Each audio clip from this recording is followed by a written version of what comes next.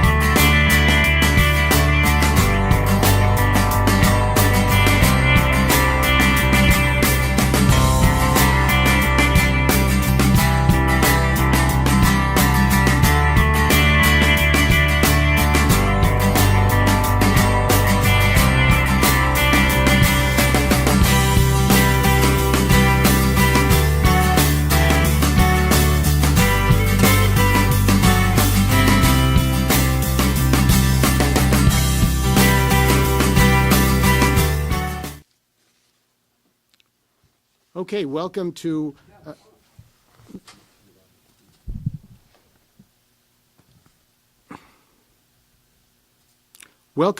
I'm Steve Zeltzer with Workweek Radio.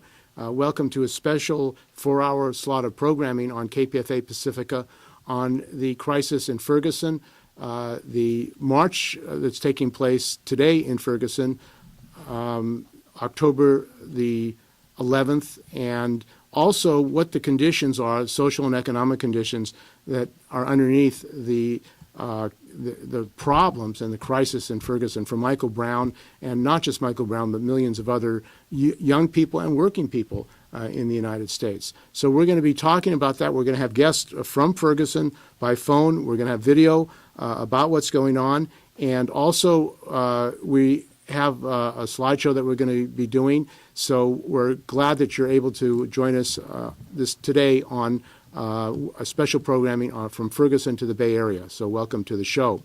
And joining me as co-host this segment is Professor George Wright.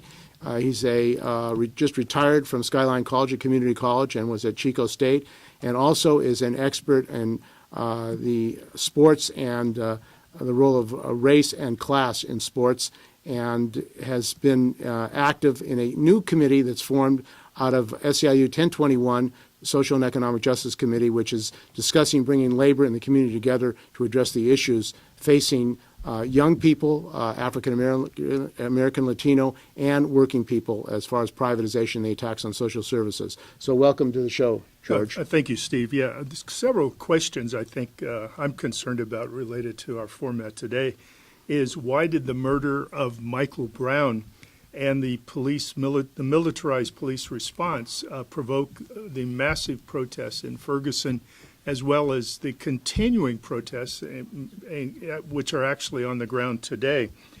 Ferguson also provokes several other questions, and that is, what is the role of the police in a capitalist society? Second, what is the link between Ferguson and neoliberal capitalism?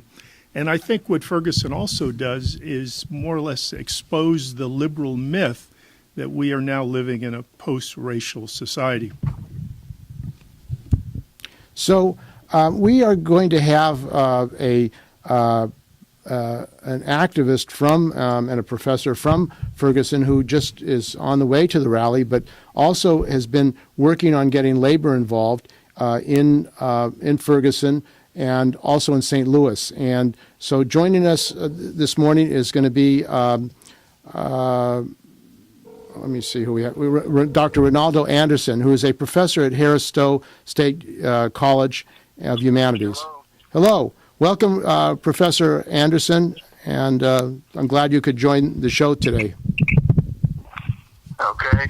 So, nice to be good. So, why don't you discuss, give us a report of what's been happening in Ferguson, St. Louis, and what's going to be going on today? Okay. One of the things that's going to be going on right now, there's a variety of either teach-ins or meetings over the course of the weekend. Like, for instance, there's going to be one that deals with the immigration issue in Latinos. We're going to be dealing with, there'll be another teach-in over at the St. Louis University Law School later today. There's going to be one that's organized around gender over the weekend. There's going to be a series of events at different locations around the city with the pointing toward the civil disobedience action Monday. So it's a wide variety and range of events that is to try and galvanize the community to get involved. Right now, it's interesting when people that are not from here always talk to me about. I remember when they were coming from out of town, they thought Ferguson was like 20 miles away, and they don't really realize Ferguson, for all intents and purposes, is really North St. Louis. It's just divided by a highway from St. Louis City. And so, for example, Ferguson is I live in near the central corridor of the city, and Ferguson, the municipality, is only about 10 minutes from my house if I just hop on the highway off the exit near my home. So it's very close by. Now, that's why. It's in the St. Louis area. Now, were you surprised by the brutality and the blatant kind of murder of Michael Brown and the fact that he was left on the street? Did that surprise you? No, it didn't surprise me at all. It's kind of one of those things where if you didn't have this age of people that can put you on surveillance with their cell phone, it would have just never been identified. There are other kind of stories out there where these kind of things have happened to other people. When we had a forum at my university, people came forward and started talking, and people are just sharing their experiences now. They've been talking to the Justice Department, who's been on the case. Recently, I think because of the pressure from the Justice Department, all these local municipalities have been getting rid of warrants that they had on the local citizen. For example, St. Louis City last week waived over 240,000 warrants for arrests for citizens, even though the city itself only has about 200,000 citizens. And I think Ferguson had over 40,000 warrants, and a lot of these other municipalities got rid of tens of thousands of warrants that they had on the local citizenry here. And I think that was one of the things that was a thing that people were fed up with, was how some municipalities were like using these traffic tickets and almost trying to make it a part of their budget. And And so I have had students in some of my classes that might have as many as 6 warrants. And if they're arrested, they're gonna, they can be taken to some jail, and it might be some while before they're let out. Then their car that they had, it'll be impounded. So over a traffic ticket, it might run $2,000 worth of fees and fines before you can get everything straightened out. And if you're a working class person, of course, that's a financial disaster.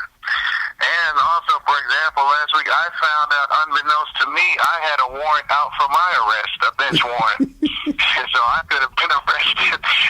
So, and my friend who was an attorney told me, he said, man, Ronaldo, if you weren't like a middle-class person with access to resources and all that, yeah, this could have you could have had a bad day of somebody had picked you up and stopped you. And I was unaware that there was a bench warrant out for me. And which is why when we go to any of these meetings or protests, a lot of times I'd have one of my student activists drive me or whatever. We've had to get kind of tactical about that, how we go to meetings. We always talk about make sure no one has a warrant and those kind of things.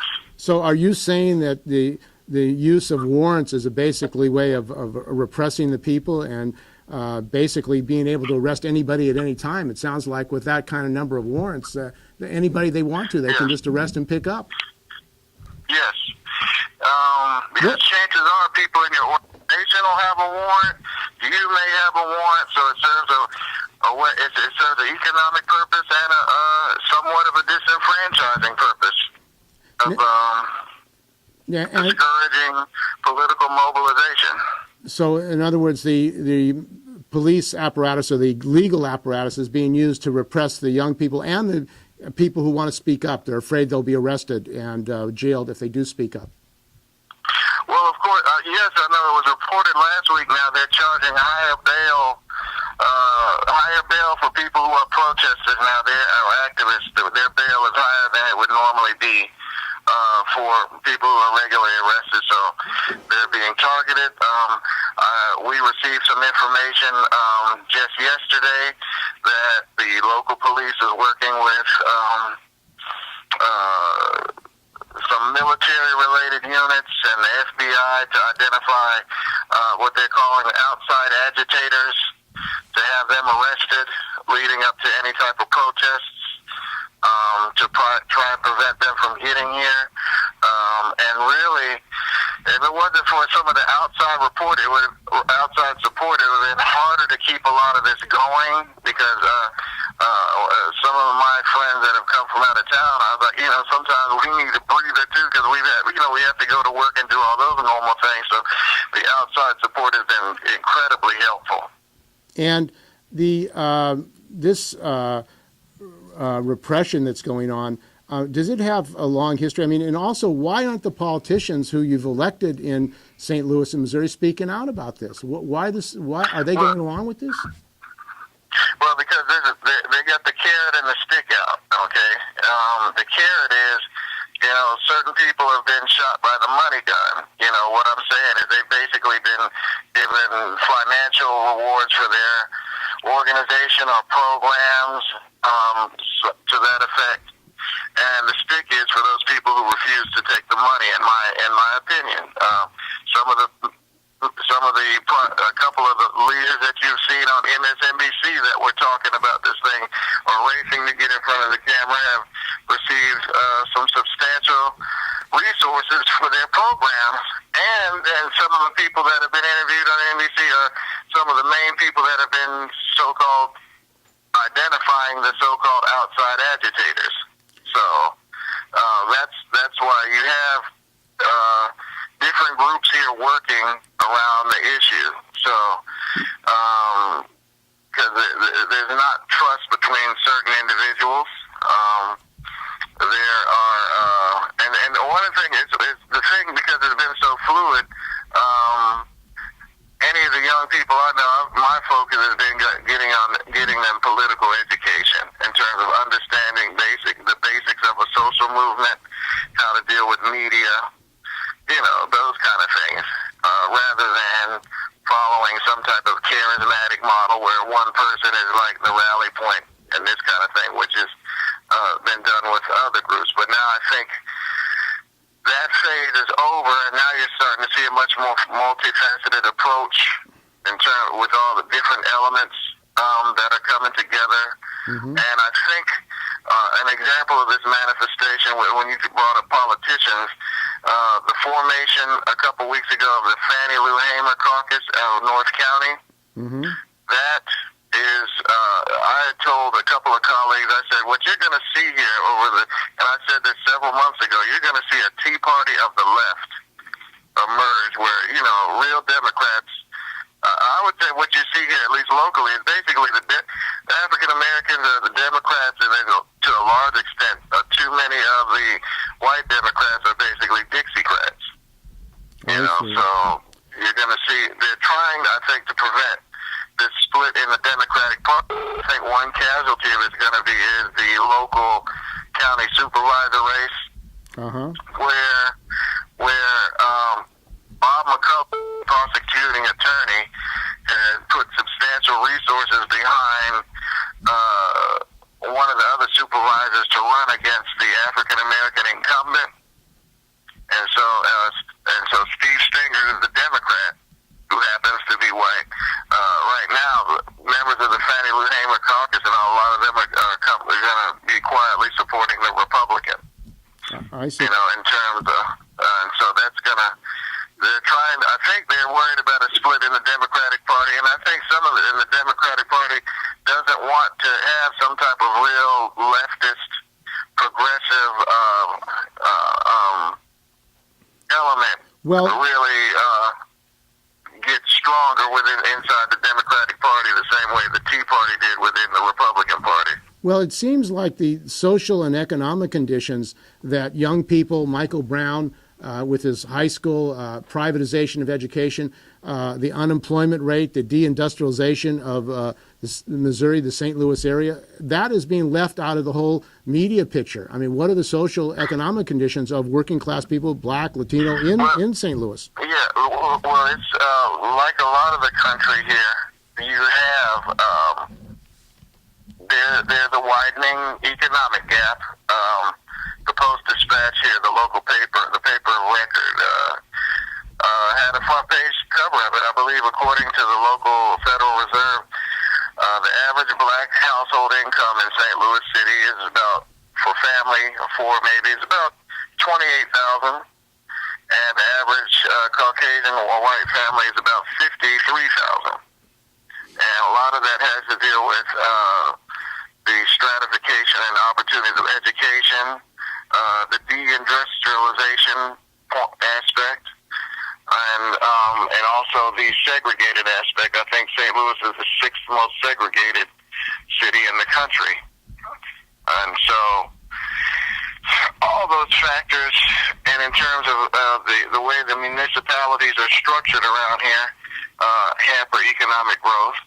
The other thing is St. Louis, unlike a lot of other cities, as some of the people that have come in who were kind of shocked at what happened, St. Louis did not have a real powerful, what you would say, some people would have called it a progressive movement in the late 60s, early 70s, or a black power movement, or things that led to that, like what San Francisco or some other municipalities would have dealt with back in the 70s.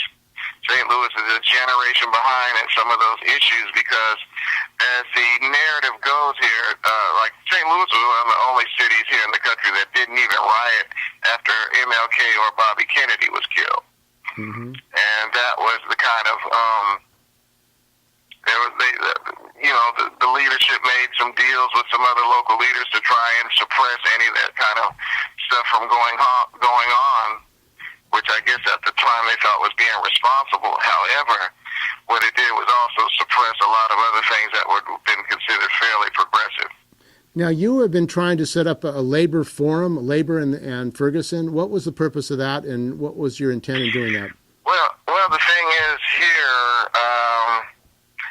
in that forum right now, we're still in discussion about doing that in the next couple of weeks, because the intent of it, the point of doing it here, why it needs to happen here, labor and the African American community are at odds sometimes, where a lot of times labor seems to act more like Dixiecrats than real Democrats. And in terms of taking on minorities as apprentices in certain programs, you know, and so labor and that's what I think you're seeing in the local election campaign around county supervisor. Some of the labor organizations have been, if you go and look at Bob McCullough, the prosecuting attorney, he's gotten a lot of money from labor, you know, so that was the thing that people were going to be openly discussed, you know, in terms of why labor supporting people who are not progressive. Now, last question. There's been a lot of reporting on the militarization of the police, the use of these military vehicles, Humvees, M16s. Were you surprised at the show of militarization by the police and the calling in the National Guard against the people of Ferguson and St. Louis? Yes, because I'm a veteran of the Marine Corps. I served during the Cold War. I remember in one of the recent nights out that I went down to Ferguson, I was talking with another Iraq War veteran, and we were both surprised at the militarized presence there. We were both commenting how we never thought we'd see something like that in the United States with some of the equipment they were using. Some of the stuff that they had down there was stuff that I remember when I got out of the service was only being talked about at the time a generation ago. And so, yeah, it was surprising because I think it was unnecessary, but they made the call to do it, and I guess the rest is history now in terms of it's gotten on tape now, and at least now people are now questioning this militarization of the police that we have going on across the United States, getting a lot of this surplus stuff from the Pentagon with the blessings of the Pentagon.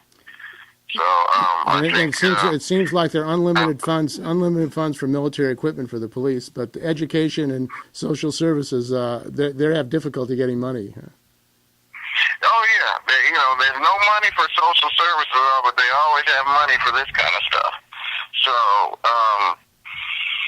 So I think this and one thing around that's why I think around several of these issues. This movement it's not going away anytime soon, because all the stuff there that a lot of progressive people have known have been there, but now it's kind of like people, we've been able to get the mask pulled back, and now people can see it for what it is, and I think right now people are kind of settling in. The lines have been drawn. Like I said, in the last 48 hours, emails have gone out talking about getting prepared for how the police now are trying to film anyone who looks like they have leadership ability that's involved with these protests, and also to discourage outside people from coming in to help out. So yeah, well, that's what it seems like the politicians are saying. They're worried about outside agitators coming in, the agitators, but they're not talking about the social and economic problems of mass unemployment in the community. That they're not addressing, but outside agitators. Well, those are in my opinion, any politician who's saying that is probably somebody who's, taking money, or that's kind of the pact that they've made with the local establishment here in return for other favors, because not all the politicians are saying that, and not even all the some of the business leaders are saying that kind of stuff. So that's why I would tell people on the outside looking in, just connect the dots, and as the guy that was with Watergate, just follow the money, and you'll see why certain people are saying whatever they say. And it's linked back to who's giving them resources.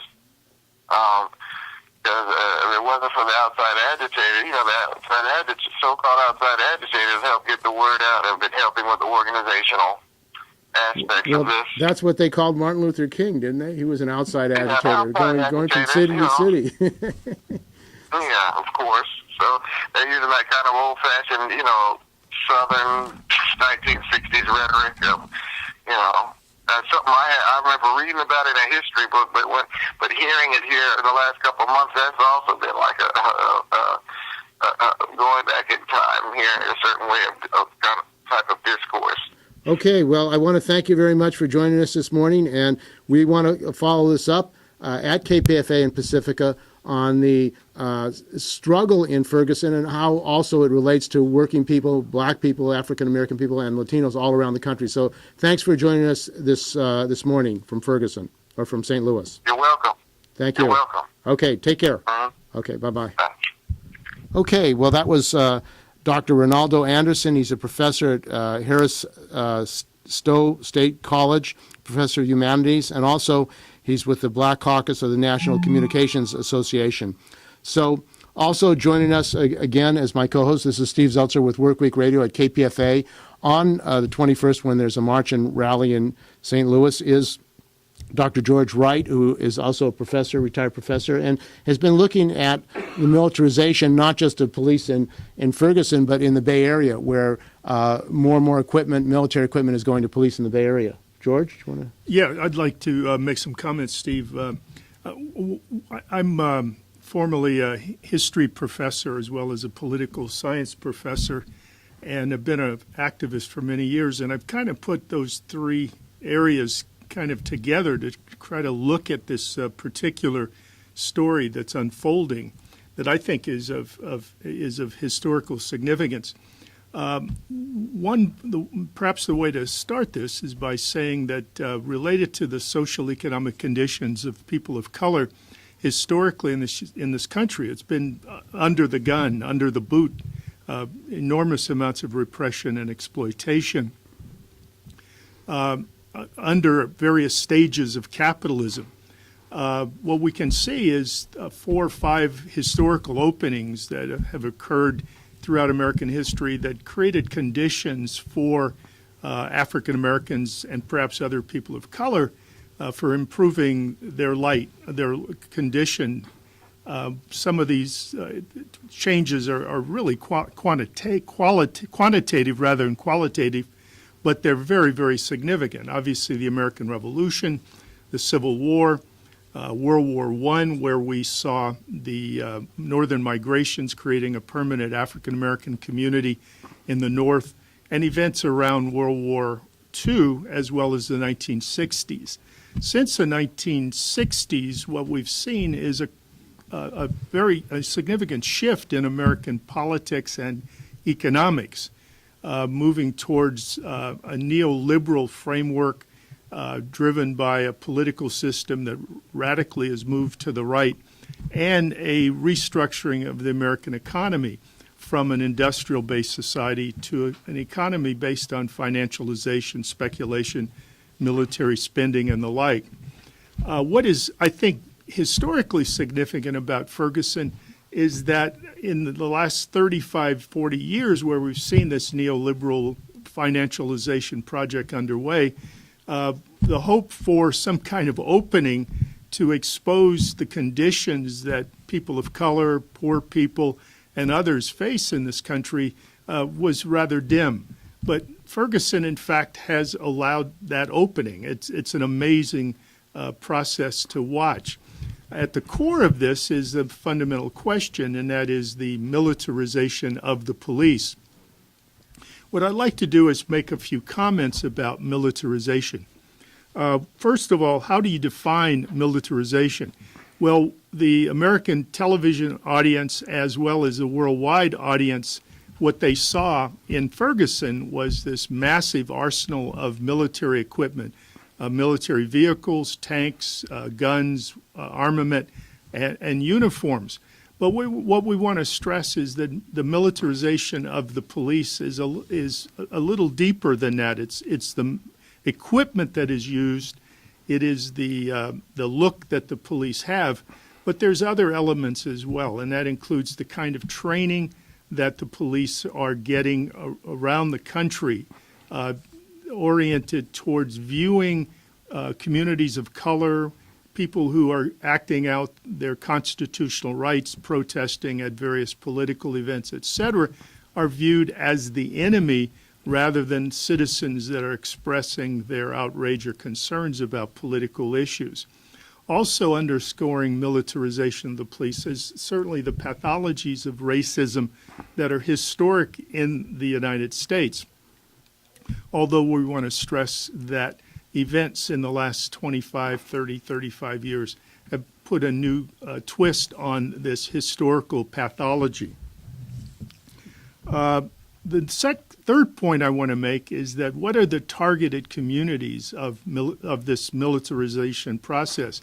The most obvious is that there are black and brown communities around the United States. Certainly Ferguson is that prototype or that model, but also political activists who are, again, protesting against policies, whether it's foreign wars or whether it's domestic realities or whether it's globalization, are also targeted. Certainly events at Seattle in 1999 centering around the World Trade Organization meetings, also Occupy in New York, and certainly here in Oakland lend an understanding of the militarization of the police. Fourthly, I want to say that these communities, particularly communities of color, black and brown and red, have historically experienced, quote unquote, the militarization of the police. Certainly the genocide against Native Americans that took place over an almost 300-year period, the experiences of African American slaves during slavery, events around around Reconstruction, certainly the lynching and other terrorism that black people experienced during Jim Crow, and certainly in the 1960s, particularly late 1960s, what black activists and their colleagues experienced as well are examples of militarization. But since, again, the late 60s, early 70s, militarization has taken a deeper form, if you will, against the overall society. I think if we look at that militarization process, we can see it in several stages. At the same time, those stages parallel a number of social, economic, ideological, and political processes that are integral to the militarization of the police. Those processes include the deindustrialization of urban areas, neoliberal policies, the move on the part of the political center to the right, and certainly the Democratic Party is part of that.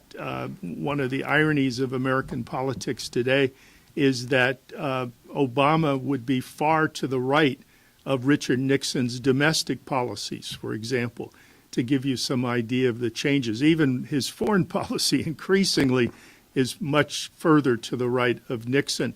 So that would be another example. Also, the war on terror, the permanent wars that we're experiencing, the financialization of capitalism, all of these processes are parallel and integral to the militarization of the police. Now, related to federal policy, what we can see is three general stages of the militarization of the police. The first was under the umbrella of the war on drugs, which started in the 1960s and 70s. We could go into great detail about the origins of the war on drugs, but what we will comment on is how did the militarization of the police fit into that particular moment or process. What we see is in 1989, Congress and President Bush signed the National Defense Authorization Act, and in that act there was a program called 1033. This program was designed to provide military equipment to local police that was, quote, suitable for use by such agencies in countering anti-drug activities.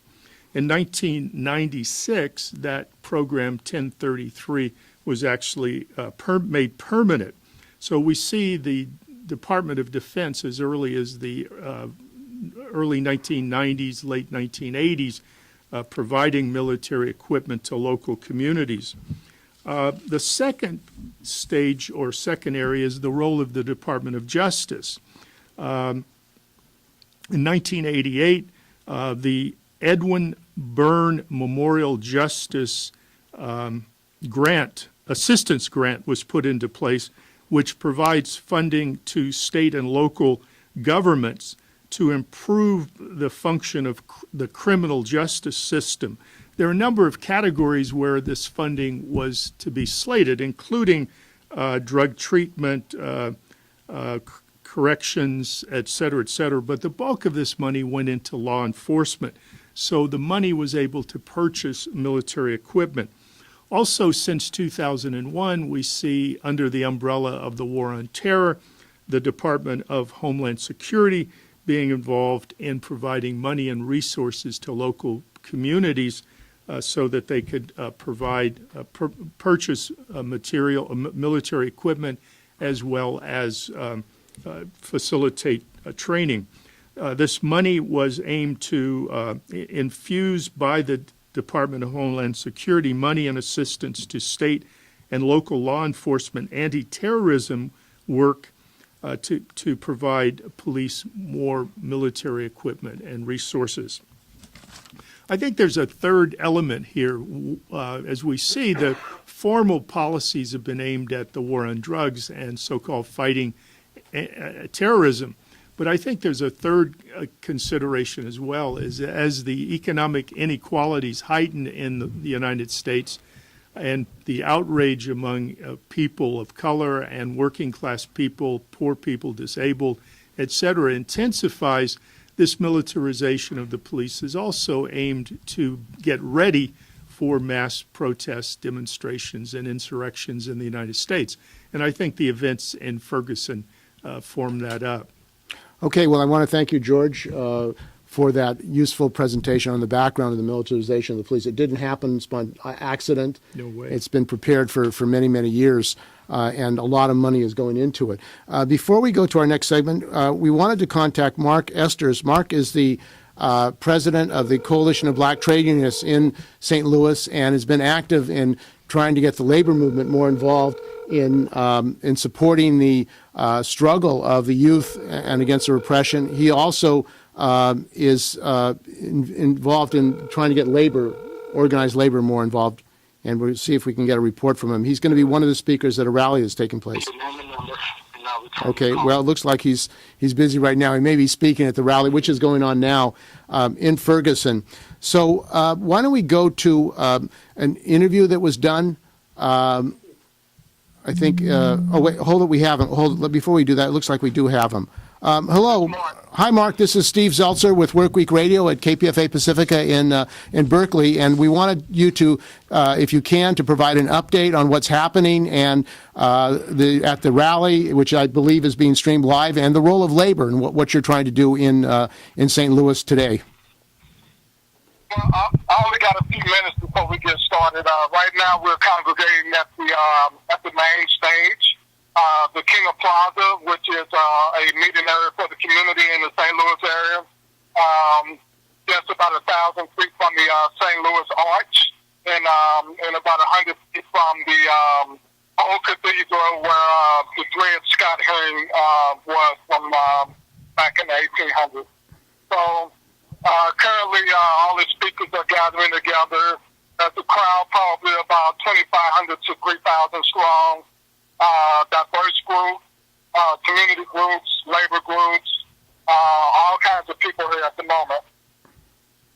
And what has been the role of labor? I know that the AFL-CIO, Richard Trumka, said that the unions have to be a focus on the issue of racism, but what has been the role of the unions in St. Louis? I know you're also a member of the CWA local there, and you've been, the community, the working class community has been radically affected by the economic conditions as well as racism. So why don't you address that a little?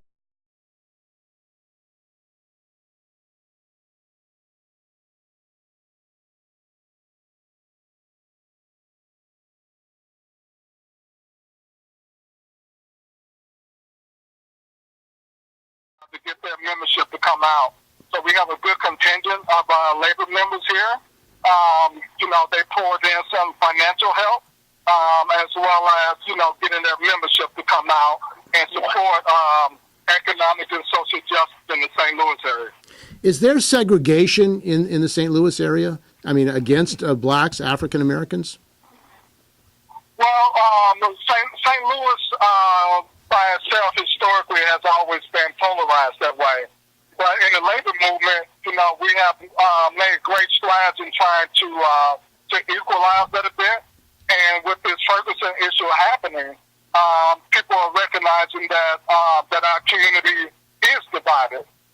But with the young folks that have really, really pushed this, they have made a lot of St. Louisans wake up. And I think they have done a great job at doing that. And I think we have a movement that's sustainable and can be long-lasting. Now, has there been any effort of the unions, CBTU and others, to oppose the militarization of the police, both in St. Louis and nationally? Because obviously this is not just a Ferguson issue. The police are being militarized all over the country. Well, yeah, I would say CBTU itself has spoken out about the militarization of the police department. There are some in the unions who are opposed to that, but we also have to recognize that some of our police officers are also part of unions. So there's definitely a dialogue there in regards to how the police practices and policies impact the community. So, I think there's going to be a big change in that. And some of our government institutions have changed the way that they have done their fees and fines on the poor community. But I'm going to have to go. We're about to get started. Okay. Well, I want to thank you for joining us, Mark, and we hope to talk to you again. This is Mark Esters, and he's president of the Coalition of Black Trade Unions in the St. Louis area. Thanks for joining us, Mark. All right. Thank you, guys. Okay. Good. So, and we're going to be having on this show some discussion about the police and what's happening, not just in Ferguson, but what's happening in the Bay Area. Andy Lopez and Alex Nieto and others, and what's going on with the community here. So before we do that, though, we're going to go to a slideshow that we have about Ferguson that has been put together, and we'll go to that for a little bit and then come back to the special programming, KPFA Pacifica on Work Week in conjunction with the Mass March and Rally in Ferguson and St. Louis, Missouri.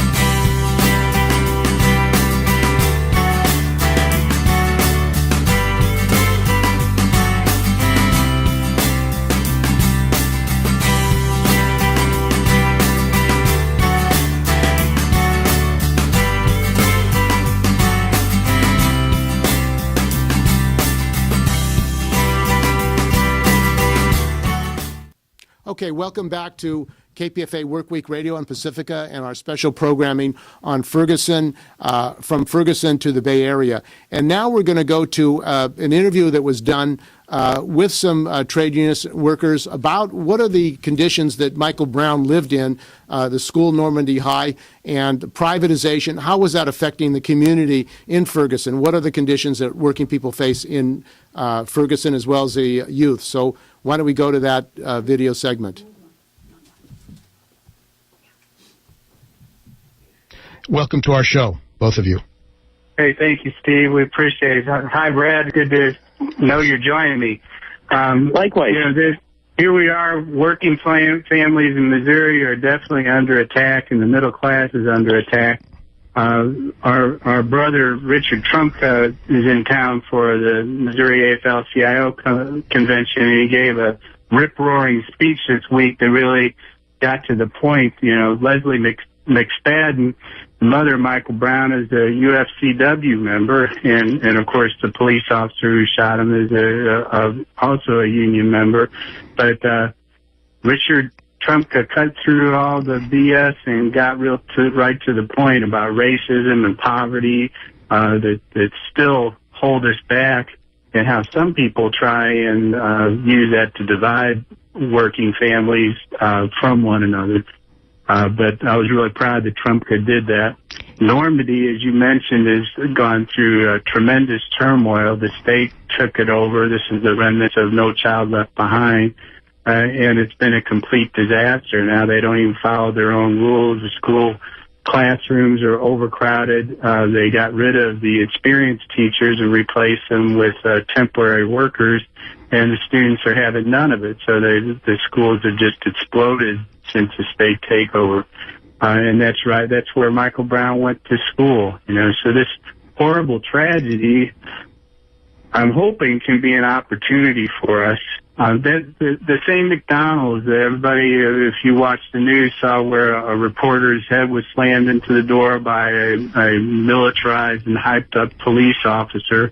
That same McDonald's, I took part in an action there over minimum wage. They had a one-day strike, and we helped walk those employees back into that McDonald's. But it's the very same place, and that's a racially integrated area that now there's some action by union folks and the community at large to get together and politically change that area. And we've been listening to Brian Clemens. He's on the AFT 420 Executive Board and is an early childhood expert and is talking about the privatization of the schools in Ferguson and the attack on labor in Missouri. And broadly, your local represents social service workers.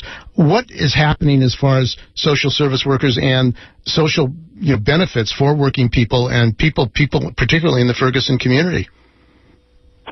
Yeah, thanks. So right up the street from where Michael Brown was shot, the corner of Lucas and Hunt Road and West Florissant Road, there's a Missouri Department of Social Services office. That office provides help for people who are trying to get onto Medicaid, food stamps, temporary assistance, and get subsidized child care. That office 2 years ago had 75 Department of Social Services caseworkers working at it, there to help low-income families, people who've fallen on hard times. State of Missouri has cut the staffing levels at Department of Social Services dramatically in the last several years. We've actually had staff cuts every year since 2004. Got a lot worse after the recession started in 2009. So that office that's just up the street from where Michael Brown was killed, we used to have about 75 caseworkers working at it. There are now less than 30. So one of the consequences of that is that, jobs have been leaving St. Louis like crazy. We used to be a great industrial city, second largest number of cars made in any city in the country after Detroit used to be made in St. Louis. So this is the deindustrialization of St. Louis. Right. So, North St. Louis County, where Ferguson is located, virtually everybody who lived there used to have a good union job. And that was true for black workers and white workers. But almost all of those industrial jobs have gone from St. Louis now, and that's because of bad trade policy and other kinds of disinvestment that's happened. So you've got a lot of people who can't find work, and if they can find work, it's work like what my brother Byron was just talking about, where they're in low-wage industries. And at the same time, the state's been cutting back on support for people who have to have low-wage jobs. So folks who can't make the rent, people who can't buy groceries and need help from Department of Social Services now have, half as many caseworkers as they did just a couple years ago to help with, the tremendous level of economic need that Missouri's families are facing. And then you combine that with, the assault on public education. A lot of people have seen the picture of Mike Brown in his graduation gown. Something a lot of people don't know is that Normandy High School could only afford one graduation gown for their entire graduating class. So Mike Brown had that picture taken back in March of this year, months before his graduation, because they had to pass the gown from senior to senior, just so they could get their senior class pictures taken. And what do you think that tells young people in our community about how they're valued? You know, their mom goes down and tries to get help with food stamps, and she gets the runaround, and she can't even get that kind of help. They go to school, and they know that other kids, when they're graduating from high school, that it's this big deal, and they only have one little gown that they have to pass around from person to person. And, you know, I think a lot of young people in our community have really felt a loss of hope. And if they don't have economic opportunity, and if we in the labor movement don't support them in having economic opportunities as well as fighting racial profiling and police brutality, then, you know, we're all lost. And I think what President Trump had talked about is about how we have to come together, and I'm really hopeful that we're going to start doing that. And we're listening to Bradley Harmon, who is president of the St. Louis CWA Local 6355, which represents the social service workers. Well, what is the unemployment rate in Ferguson for young people? Well, for young black men in St. Louis County, the unemployment rate is 47%. So 47% of black men in St. Louis County between the ages of 16 and 24 can't find work. And when you start to factor in the kind of work that the other 53% are able to find, and that's low-wage work. It's low-wage, low-hours work with no benefits. It's a real crisis.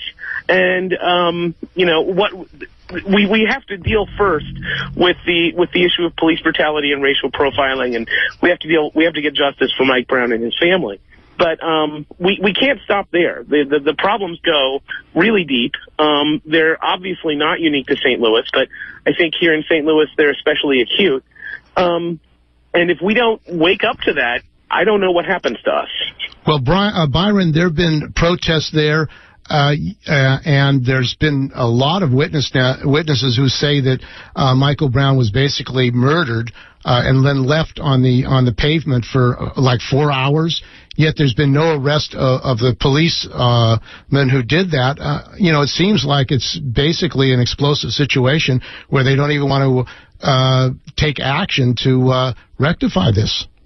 Well, on the front page of today's newspaper, they're talking about extending the grand jury until January. The grand jury meets in secret behind closed doors. There is no judge in the room. It's a prosecuting attorney who presents the evidence, and then the grand jury will decide whether or not to press charges and what those charges will be.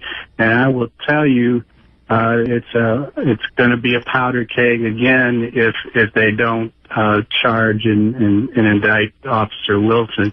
And that's not to say Officer Wilson doesn't deserve due process. He certainly does, but it would have been much more transparent and open if the prosecutor would have preferred charges in front of a judge and done the conventional petite jury. I also have to mention, the very issue you talked about, Deutsche Telekom. In Ferguson, there's Emerson Electric, which is a major employer in this area, but the CEO of that company, David Farr, wrote a commentary maybe a year ago about how he would prefer opening factories overseas than in America because he didn't think American workers were productive enough. And, we have a real issue with privatization, and a few CEOs and a guy named Rex Singfeld in our state, a multi-billionaire who really runs roughshod over the state legislature and politicians when we're trying to get relief and change things and not cut social workers and counselors and teachers and go to the lowest common denominator. These same issues are happening across the country, but they've come to a head here. And I will say that unions, we're thinking differently than we ever have before. We're working together with the Gamaliel movement, which is a national clergy-oriented thing, but they're very good at bringing different folks together, and labor's at that table. So we're planning a big event on November 1st. But they just had an event recently. It was previously scheduled, and they do things like invite elected officials to it and say, are you going to expand Medicaid and put a microphone in front of them and say, no, I'm holding the microphone? The answer is yes or no. Are you going to help us with this and this timeline, that kind of activity? So all I'm trying to get to is that we're thinking outside of the box. It's not my dad's union. It's a little different. We're trying to work with all the folks who are supportive of working families and trying to work on issues like racism and police brutality and the militarization of the police department. Okay, we're speaking with Byron Clemens. He's with the St. Louis Teachers Union 420, and Mark Elders is on, or Mark Essler, who is with the Coalition of Black Trade Unionists and also in the CWA local. Welcome to the show, Mark. And I noticed you were marching in some of the marches. You had a banner up there. But are the unions really responding to this, not just the racism against the black community, but the fact that there's an economic depression there for working class youth, and they have no future, it seems, in St. Louis and many other cities around the country? Yeah, that's absolutely true. It has been known whenever there is a double-digit unemployment in the white community, is twice as much in the black community. So with a lot of the manufacturing base leaving out of St. Louis, I'm also a former UAW member. I used to work at the Chrysler plant in St. Louis, and we lost close to 6,000 jobs when those two plants had closed, and a couple of years before then, we lost a Ford plant in the St. Louis area. So the economic impact was extremely severe in the St. Louis area. So in the black community, it was just almost like total devastation. And, of course, the United States government, taxpayers, we, the people, bailed out those companies. You would think they would have kept some of those plants open in the St. Louis area to keep people working. But they opened up plants in China, apparently, but they didn't keep the plants open in Missouri. Well, there was also a concerted effort by some of the national leaders in the UAW that was asking that, if our money was being used to bail out these corporations, that at least the government and the heads of those corporations will use our tax dollars to make sure that those jobs stay in the U.S. Not in North America, because when people say North America, that can include Canada and Mexico. So we was really pushing for our U.S. dollars to stay here for manufacturing and our tax dollars. And we're speaking with Mark Esters, former auto worker who now is with the local that represents social service workers in St. Louis and also right in Ferguson. Now, it seems that the labor movement nationally is some of it is saying that this is a racist attack and we have to oppose militarization. And I know there's going to be a meeting this Friday at the SEIU in San Francisco to talk about that. But what about the issue of a mass jobs program? With the unemployment of 40-50% for youth, there needs to be, it seems, a mass jobs program for young people so they can be put to work and they don't have a situation of deprivation and pauperization, which you seem to have in St. Louis and many other communities around the country. That's absolutely true. I believe there was a jobs bill that John Conyers from Michigan, the representative there, had put on the table back in 2009, 2010, and it went nowhere. And it's a shame that our legislators aren't really focusing on those jobs, because if you have people who are well employed with good manufacturing jobs or professional jobs, those tax dollars recycle themselves in the community, and we'll have a good base where we can start using those for local projects and stuff. But for some reason, our legislators believe that lowering taxes and shipping jobs overseas is the best course of action for our nation. And history has shown that, those are the worst things that you can do. And this is Bradley, just to jump in on that. We're not, we're not even moving. I think you're right. A massive jobs program is what we need. But, what are the priorities we see out of Washington, D.C.? We're seeing the Trans-Pacific Partnership, and even President Obama, our guy, is pushing this, another trade deal that would ship even more jobs overseas, and not just in manufacturing, but in public services and in the service sector. And, it just seems like national policy on employment is just all going in the wrong direction. And the same thing, this is Byron, I got to jump in on our end of it. We also see job training and education is part of the issue. Not every kid's going to go to college, and we really should be, we cut back further and further on vocational tech, and that really, we know there are going to be HVAC jobs in the future. We know there are going to be electronics jobs in the future, and we should be training our students for those kind of jobs. Well, it seems like there are individual programs left in the St. Louis public schools, but there are no dedicated schools doing that kind of thing. So you're saying in the St. Louis area they're not even training young people for these vocational jobs? Not the way they should be. No. Yeah. Yeah, I mean, absolutely. The Coalition of Black Trade Union, the St. Louis chapter, had put together a minority meeting with President Trump from the AFL-CIO, and we talked about that, where we need to be sending our young folks to these apprenticeship training programs and other types of work that we can do within our community. And Mr. Trump agreed to that we need to be creating these programs so that we can get people into some kind of skilled trade. The problem with that is some people say that, manufacturing isn't happening in our area, and so we can't get them into the trade program until that happens. But we can't wait to train individuals to do those jobs. We need to train them now with the expectation that we're going to have those jobs for the future, whether they're 3 months from now, 6 months from now, or whatever.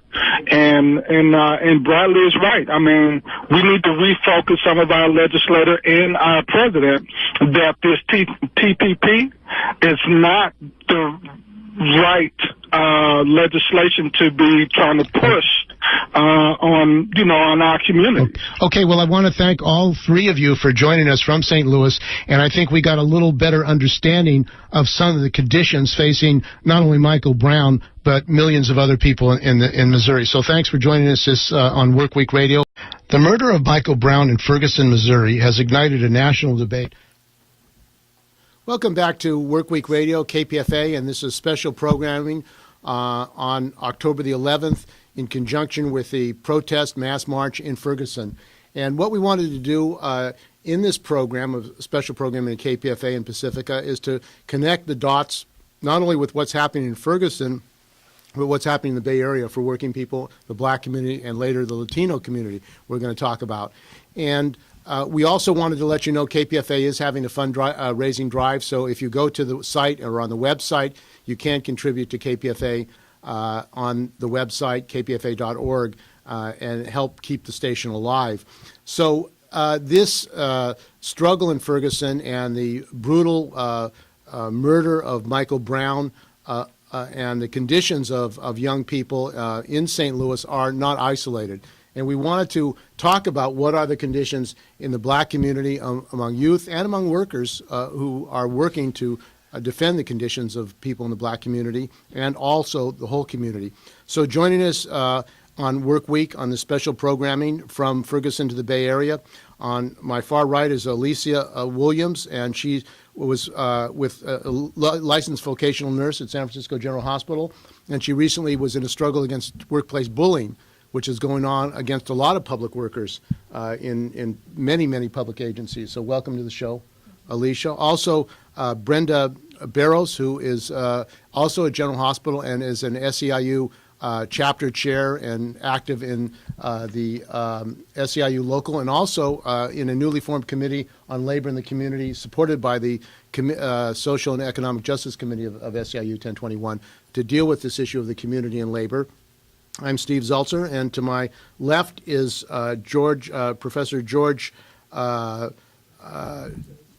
George Wright, who who I should know, who's a retired professor. He's a member of the AFT of the community college, Skyline Community College, recently retired, and also took up a fight against the commercialization of community colleges, where they're raising fees and basically want to turn them into testing centers, not education centers. Exactly. So welcome to the show. Get rid of teachers. Get rid of teachers and just have automated teachers, by remote, if you can do that. You don't need teachers, And also joining us is Marion Williams, and she is with Officers for Justice. Marion Jackson, excuse me. She's with Officers for Justice. Yolanda Williams. Yolanda Williams. Oh, okay, we got it. Yolanda Williams. Okay, I apologize, Yolanda. And she's with Officers for Justice in San Francisco. And also Marion Jackson, who is, again, with Officers for Justice, a retired officer in the City and County of San Francisco. And also Cheryl Denson, who's with the Potrero Hill Health Center, and is going to talk about the health conditions of young people and working people in San Francisco. So welcome all of you to the show. Thank you. Thank you. So first of all, let's talk about the relevance of Ferguson, because the way a lot of the media is, it's just about Ferguson, St. Louis, and it's just about changing maybe the color of the police in Ferguson, and that will solve all the problems. What is really going on, not just in Ferguson, but in general for African-American working people in Georgia? Yeah, I'd like to respond initially to that question. I think watching Ferguson, there's an outrage and a continuing protests against the militarization of the police, economic and social conditions. And watching how the media and the political parties, particularly the Democratic Party, is trying to deal with this, is they're trying to ignore the underlying reasons for anger, frustration, and outrage coming out of Ferguson, and to channel it into a narrow focus, and that is that they're good cops and bad cops, and if you could improve the number of African American cops in Ferguson, that conditions would be better, et cetera, et cetera. But at the core of all of this is that it's a systemic problem.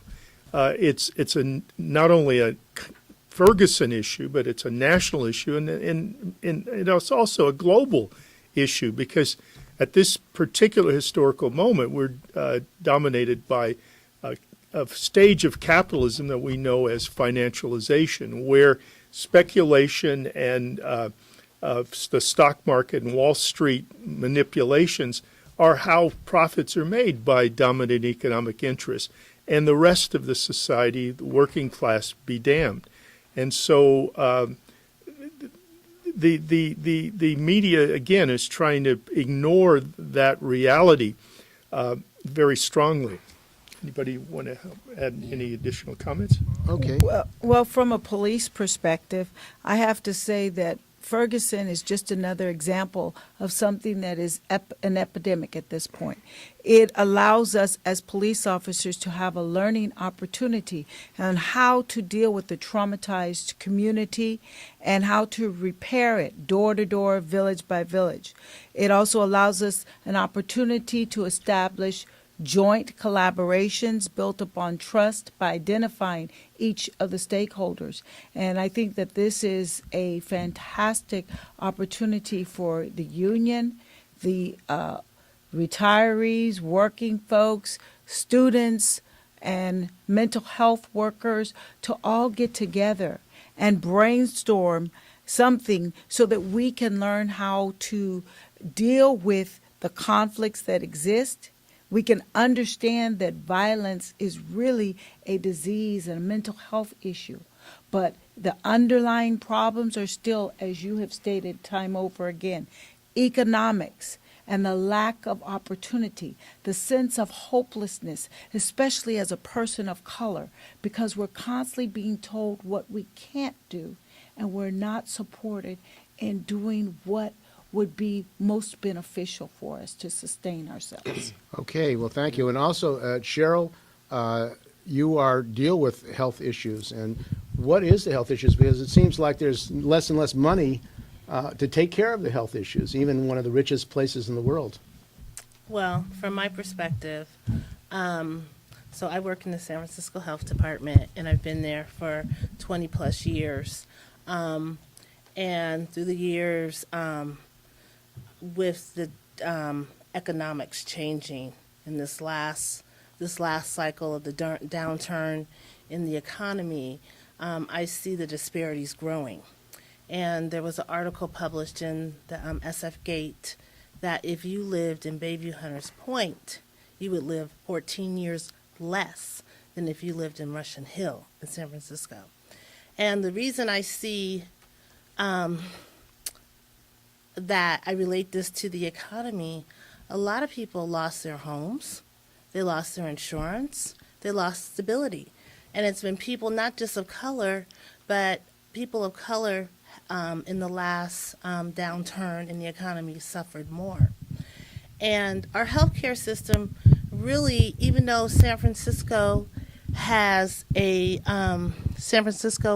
robust healthcare system for the safety net population, we still weren't prepared for the onset of all of these people coming in the system. And the lack of food access, good food access, the stress, it's put people in a much worse health condition. I also see within the young people, because of stress in the home, there's no money, there's no opportunity, there's more violence. This year in Potrero Hill, there were 5 deaths on the Hill. And we haven't seen anything like that in the last 15, 20 years. It's just another indication of what's going on worldwide, really, the disparities. And it's just interesting to see the dichotomy. If you live in Bayview Hunters Point, you're going to live 14 years less than somebody that lives on Russian Hill. And if we take that on a global level, just look at what's happening in Africa with Ebola. People in these underdeveloped nations, disease is rampant, people are dying. But people in the developed nations, you know, they can survive these diseases. Just look, 5 people that came from Africa that were exposed to Ebola from America, they all survived. But the gentleman from Liberia, from that community that came here, he died. Why is that? Why are we having these disparities?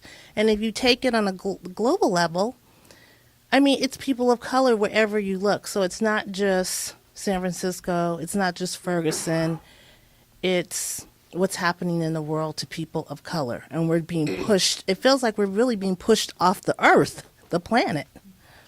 And that's leading, obviously, to greater attacks.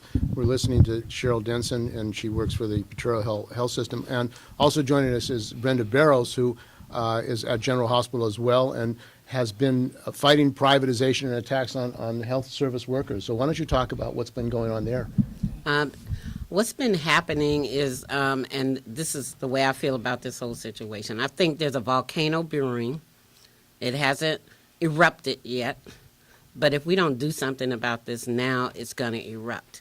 And I think that the public needs to open its eyes. And even in cities like San Francisco, that's supposed to be very progressive, and it's supposed to be, you know, welcoming to everybody and all those things. And when you dig down deep, as you'll hear from some of the people like Alicia and me and other people, that is just absolutely not true yet. The assumption that all of the discrimination in hiring practices, all those things are down south, it's just as prevalent in San Francisco as it is anywhere else. And nobody wants to talk about it. You know, it's kept under the rug. And so I feel like one of the things I want to do is start this conversation and get people really talking about this, because unless we start talking about it, unless we admit that it exists, then we will never solve this problem. And we're looking at some footage now of what's going on in Ferguson. They're marching. I think we need maybe the same kind of marches here in the Bay Area to defend working people and against the attacks on the Black Latino community. And Alicia, you've been fighting bullying, workplace bullying, which is going on. Apparently there's an epidemic of it. Why don't you talk about this? Yes, it's a sad epidemic, actually, for a city and even a Bay Area in a whole to be so culturally diverse. It really isn't. there needs to be more cultural sensitivity training, because it kind of feels like it's, versus it being a workplace and you get judged on your capabilities and your skills, it's more of a popularity contest. So if one person doesn't like you, then the rest of them don't like you, and it becomes like a mob bullying situation. So, just simple things like if you go to the bathroom, you get wrote up for that. The next person. This happened to you? This happened to me. I went to the bathroom, got wrote up 5 minutes late going to the bathroom, where I have other coworkers who would be gone on lunch breaks for hours and a half and 2 hours when a lunch break is only 30 minutes. I don't know where in this world you can go to Costco in 30 minutes and come back for your lunch break. It takes you 30 minutes just to find a parking space. So these are just simple things that are overlooked. That is sad. It was a lot of disparate treatment for me in my workplace, a lot of disproportionate workload, all because one person who happened to be my manager didn't like me. She put it out there that she didn't like me. So the rest of my coworkers, who unfortunately are spineless cowards, jumped on the bandwagon because they wanted to continue to do what they were doing and, it not be looked at. So it's just sad that one person, gets singled out and the rest of them attack them. And what was the response of the union to this? Or was there, what talk about what Well, happened? there wasn't a response, and that was the problem. It was no response or their lack of. Reported the harassment to my union rep, and the union rep looked at it like, oh, you're just, a black person complaining. You should be happy to have a job. If you don't like it, then find another place to work, really was the response that I got, versus him nipping it in the bud, and I wouldn't have had this problem. And if you think it could have been stopped? It could have been stopped. Had it been handled at the very beginning, when I said, I feel like I'm being harassed, these are the situations, my hours are being changed to, for the, the clinic, versus I'm the only one. No one else is getting their hours changed. No one else is getting told that they have to be in a certain place. No one else is getting told that they have to report when they're going to the bathroom to the entire clinic. Just stupid things. And, this issue of workplace bullying, I know we're going to be having a National Workplace Bullying Week, the week of October the 20th, because there's an epidemic apparently of all over the country, and particularly bullying of African Americans, of Latinos out of public service jobs. And look at the way the transit workers were treated in San Francisco by former Mayor Newsom, who's now the lieutenant governor. He was attacking these workers for being overpaid. That was a whole campaign. They were writing them up. And it seems like there's this epidemic of workplace bullying is particularly targeting African American. Brenda, do you want to talk about that? Yeah. I would say that the new form of racism in the workplace is bullying. And that rather than address people for what they want, because I would say even me as an African American woman, I tend to be, and I'm more vocal than most African Americans. A lot of them have been scared into submission to where they won't say anything about the way they're being mistreated. They won't speak up. They won't act on it, and they're not supportive of each other. So I think that it's going to take a real campaign to get workers to the point to where they are willing to speak up about it, and they need to have support, particularly unionized workers, when they do. And I think that's something that really has to increase. The unions can't keep closing their eyes and saying that racism is something else when we tell them that that's what it is. If I feel like I've been discriminated against, or if I feel like something that's been done to me is racist in nature, then they need to start taking that seriously. Yeah, I totally agree with what you're saying. It shouldn't be where African Americans are stereotyped in the workplaces. If you speak up and you're verbal about something, you're hostile. If you're assertive, you're intimidating. Everything about you being an African American person in the workplace is negative. It could be the same thing for another nationality. It's not seen that same way. So it's really sad that we don't have the union doing anything for us. They take our dues, but what do they really do for the workers? Well, there was a protest last year, actually, in front of City Hall, where workers, particularly city and county of San Francisco workers, spoke out against workplace bullying and let people know. The city passed a resolution, but of course, resolutions don't change necessarily what's going really on the job. And the other issue is the kind of attack on working class people in the Bay Area, gentrification, and that working people can't afford to live here and are being told, in fact, you have to move out. There have been evictions. Do you want to discuss that? Marion? Actually, I'm not that in depth on talking about gentrification. Only what I've seen, and it started back, I guess, in the Western Addition, where they gave vouchers to people, and they moved them to a certain area and said they could come back. However, when they got ready to come back, low-income housing were not so low income, right? Affordable housing, I guess they use. And the people that was moved out could not afford to come back. Like someone said, their salaries were like $20,000, $30,000 a year. In the homes, they had to at least be making $80,000 to actually afford it.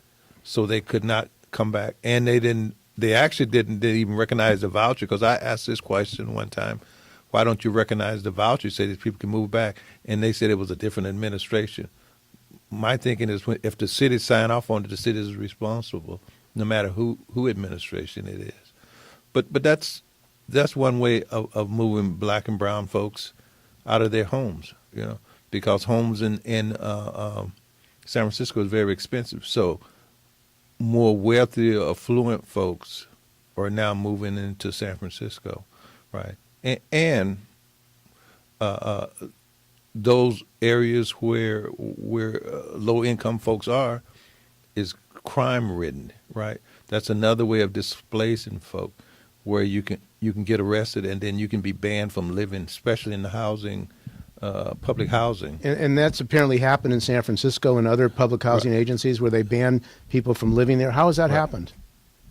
That they privatized. I think they're privatizing the public housing. Right, a lot of it was privatizing, right.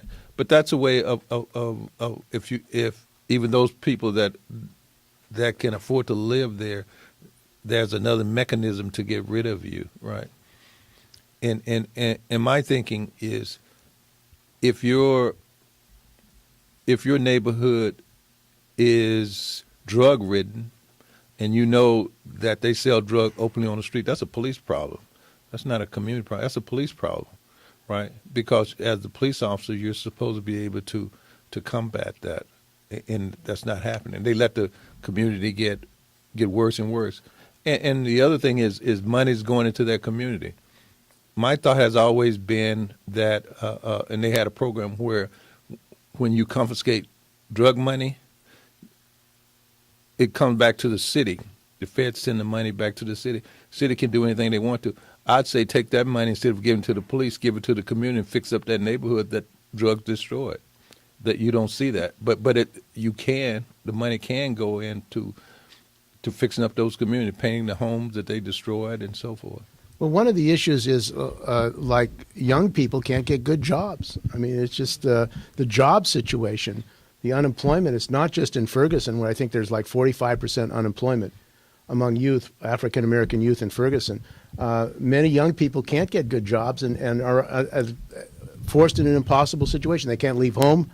They're with their families. I mean, they can't have a life. Is that? I just want to take a step back and say that health disparities, bullying in the workplace, gentrification, these things are all tied together. And when you talk about the crimes in the neighborhood, that's because of the lack of opportunity, for the loss of opportunity for people my generation or younger, or the young people just not even having the opportunity, period. We've just been shut out. And I think, the education system has failed us. There's just so many things that are wrong, symptomatic in the society. But I want to say that for young people, I have a young son who's 18, and he went to Lick-Wilmerdine High School and graduated and got a very good high school education. Now he's in college. I was able to get him employed through the city and county of San Francisco through Project Pole, which is a very good program. But working in District 10 in the Betrayal Hill District, I saw a lot of youth in the communities that did not have access to opportunity. And they don't have the basic skills because of what's happening with working class people in our society. working class people are being pushed out of these inner cities, and they're being pushed out because of the lack of resources. People realize that resources are diminishing.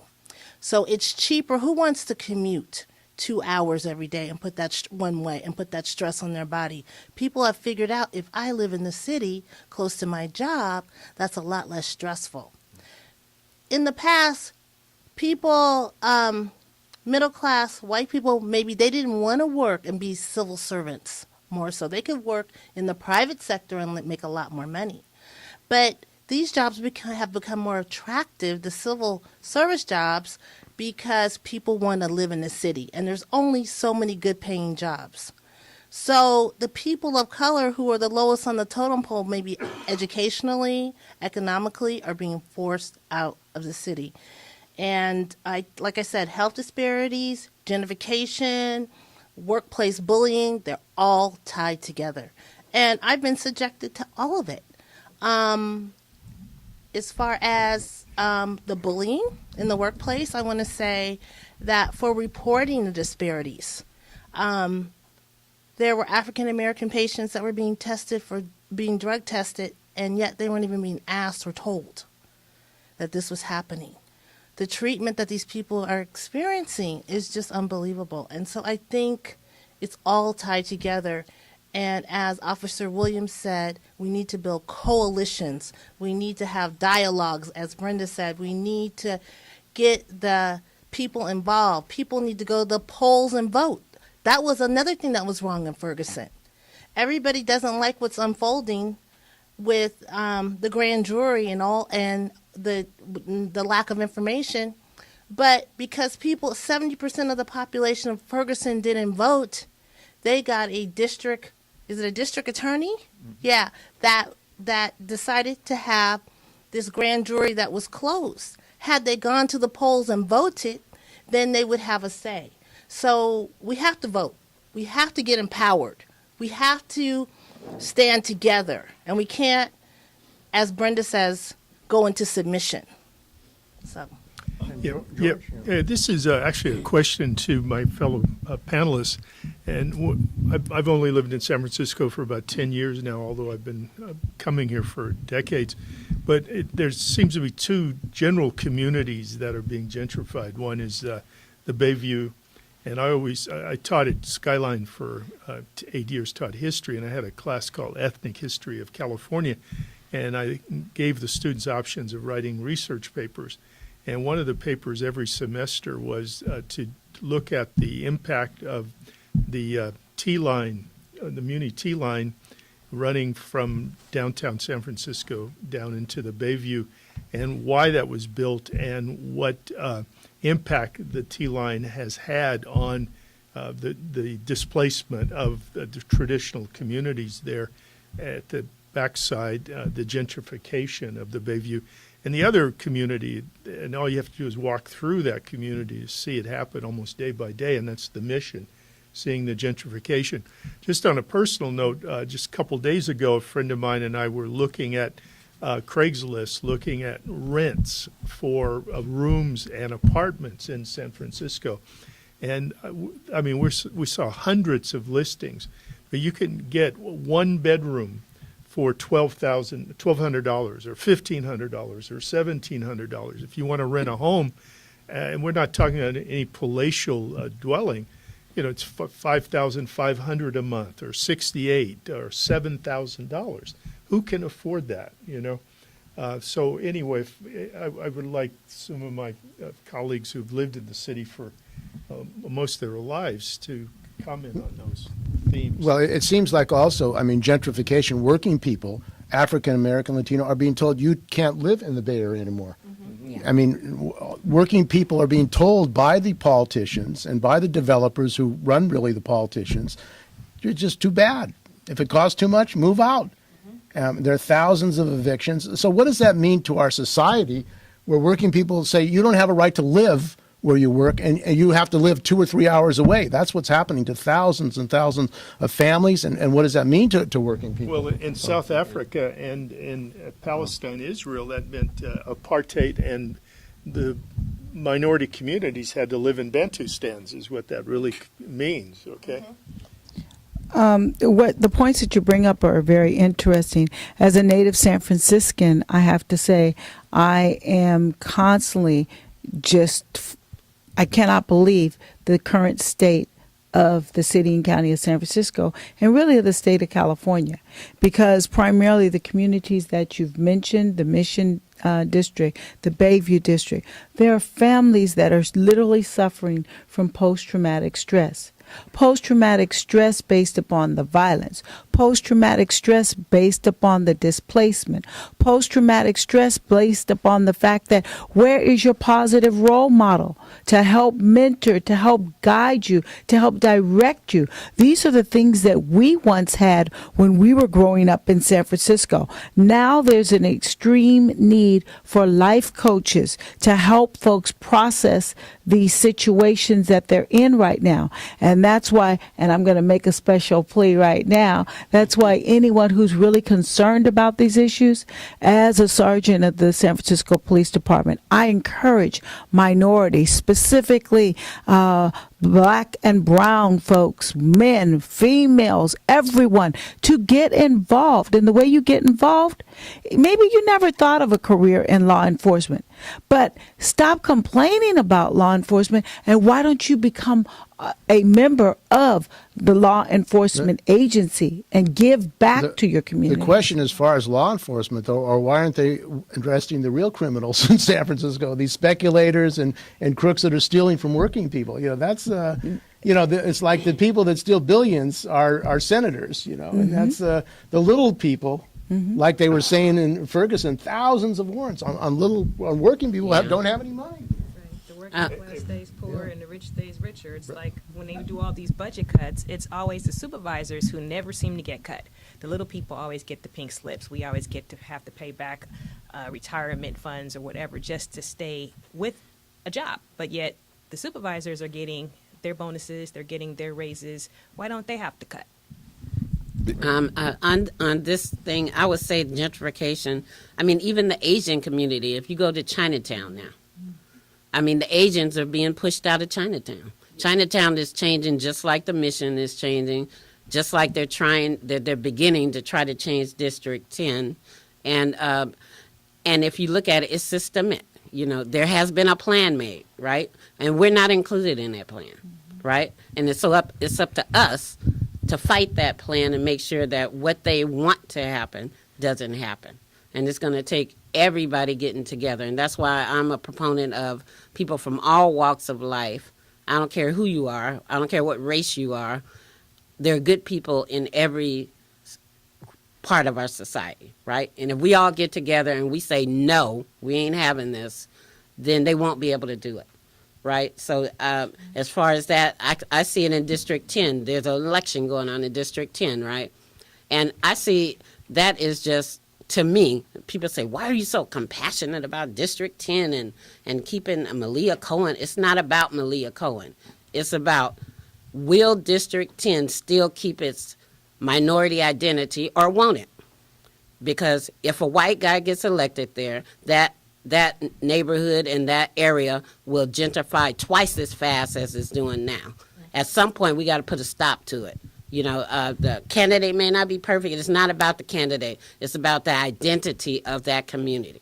And that's why things like that are so important. And so all these little things are happening all over the city, but it's up to us and the people in those communities to pay attention to this stuff and stop it before it goes any further. That's the only way we're going to turn around the direction of all of this so that it gets a little better. It's so far gone now, we're never going to totally turn it back to the way it was, but we can slow it down or try to revert it back slowly. Well, yeah.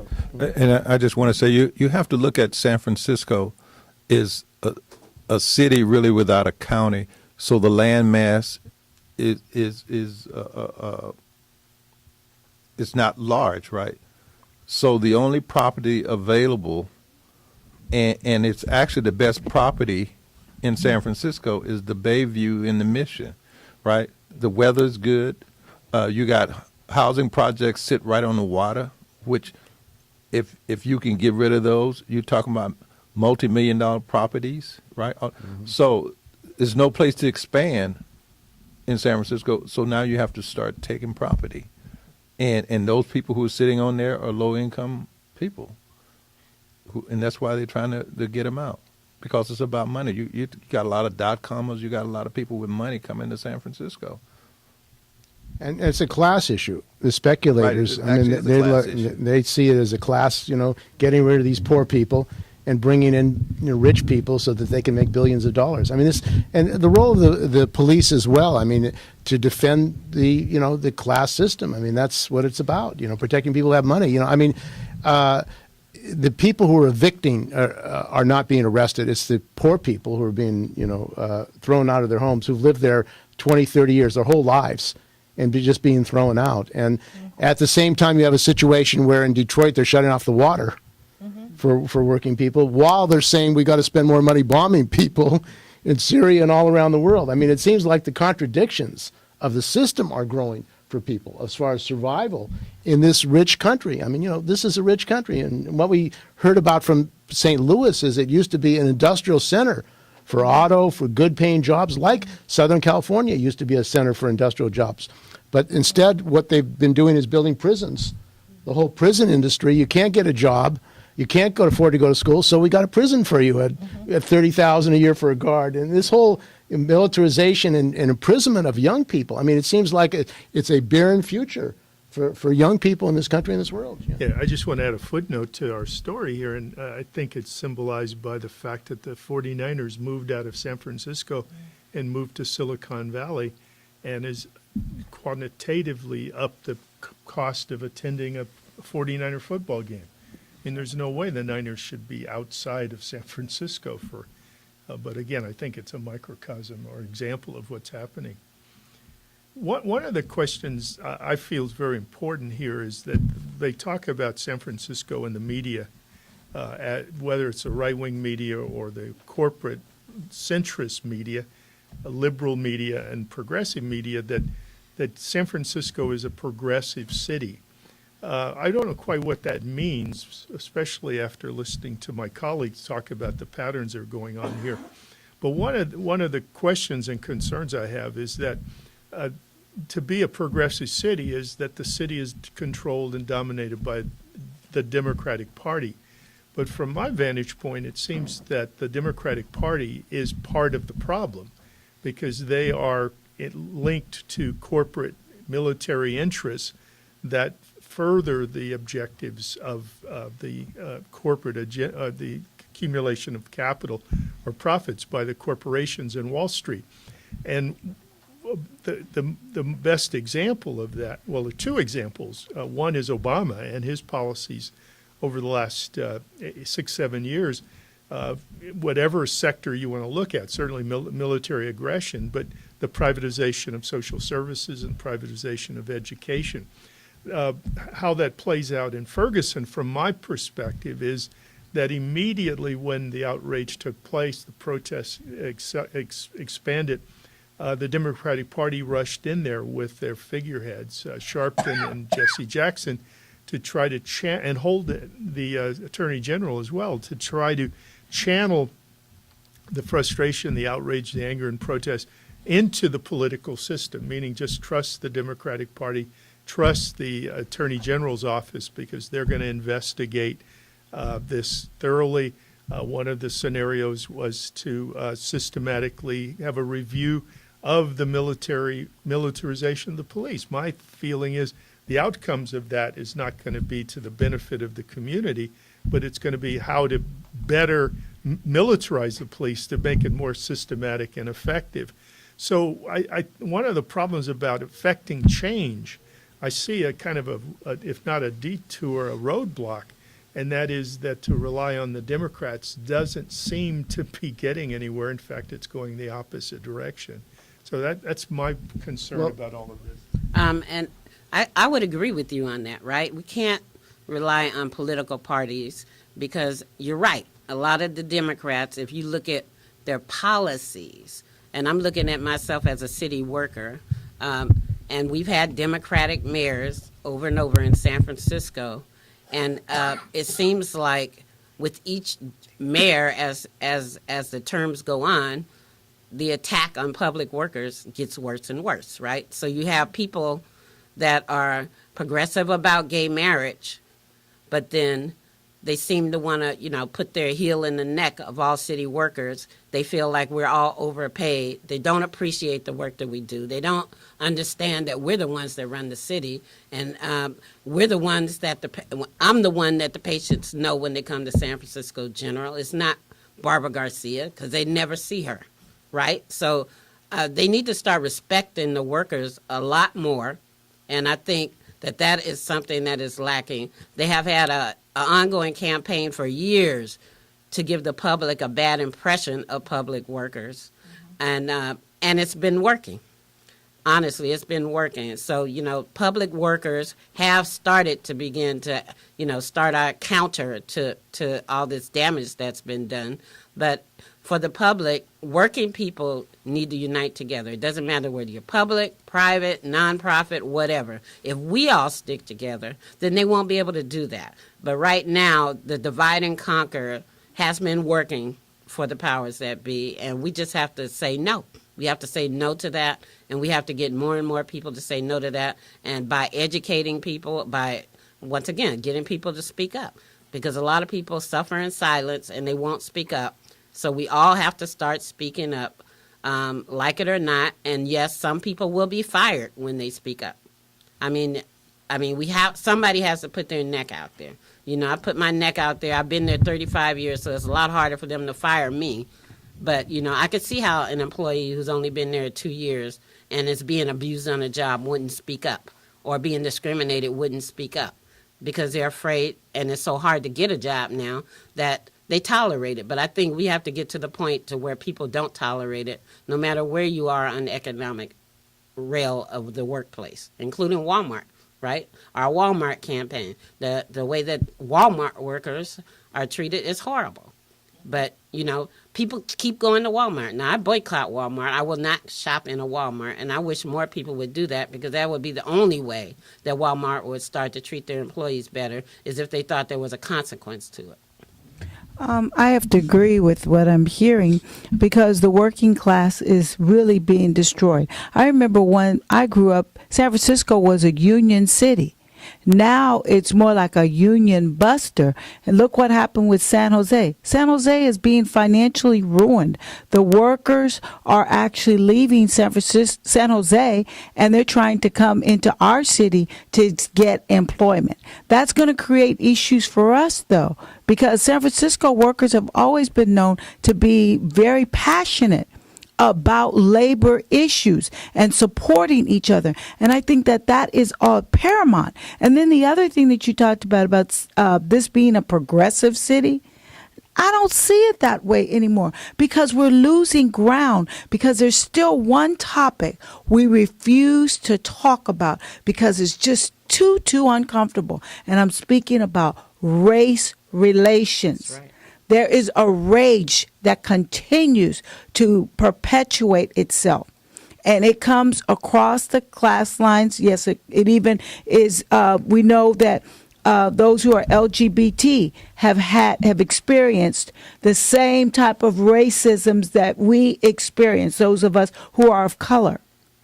But again, we don't want to talk about it. We don't want to face it. And until we decide we are prepared to talk about that which is most uncomfortable, I don't think we're going to work our way out of what we've dug in for this point. Well, one of the issues is that this campaign against public workers, the Black and Latino community have been able to get good paying jobs in public service, as bus drivers, as school teachers, as public workers. And now they're being told, you're not going to be here anymore.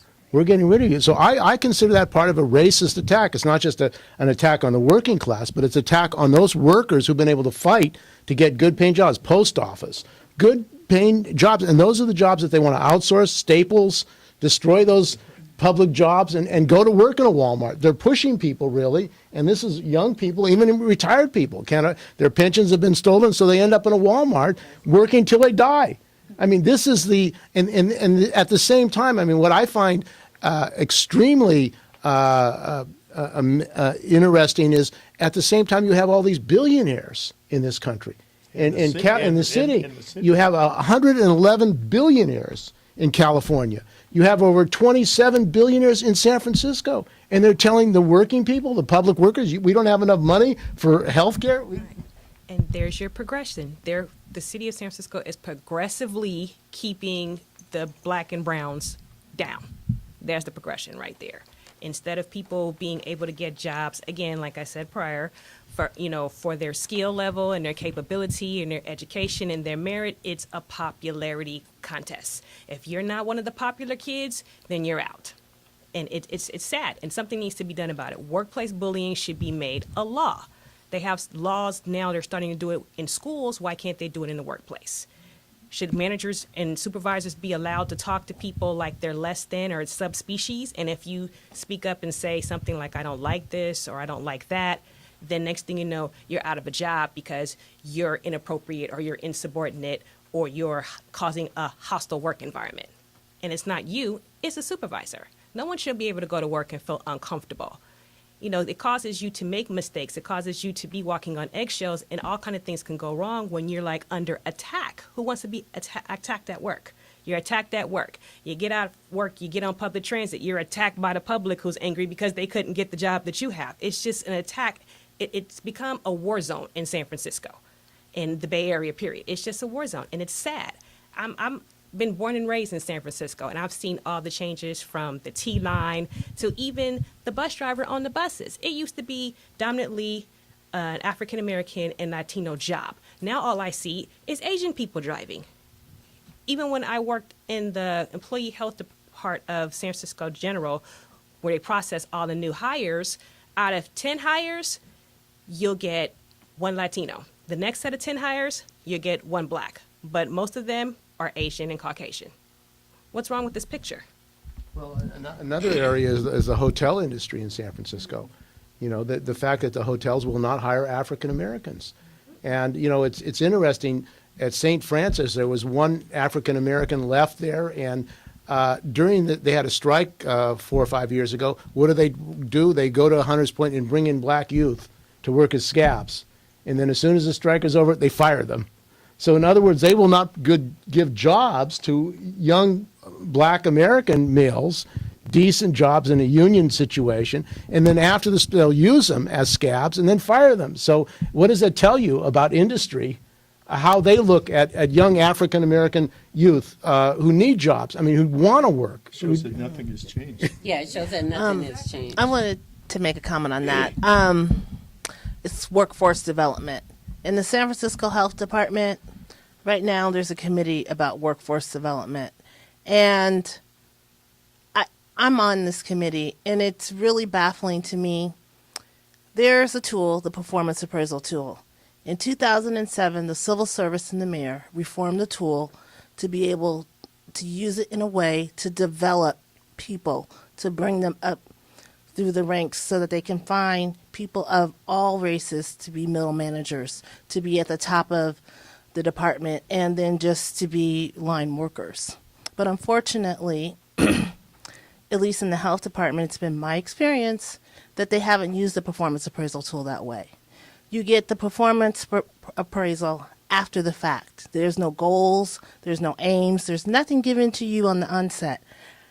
They don't even... So if they use that performance appraisal tool correctly, people would be developed. They could go get education. They could mentor.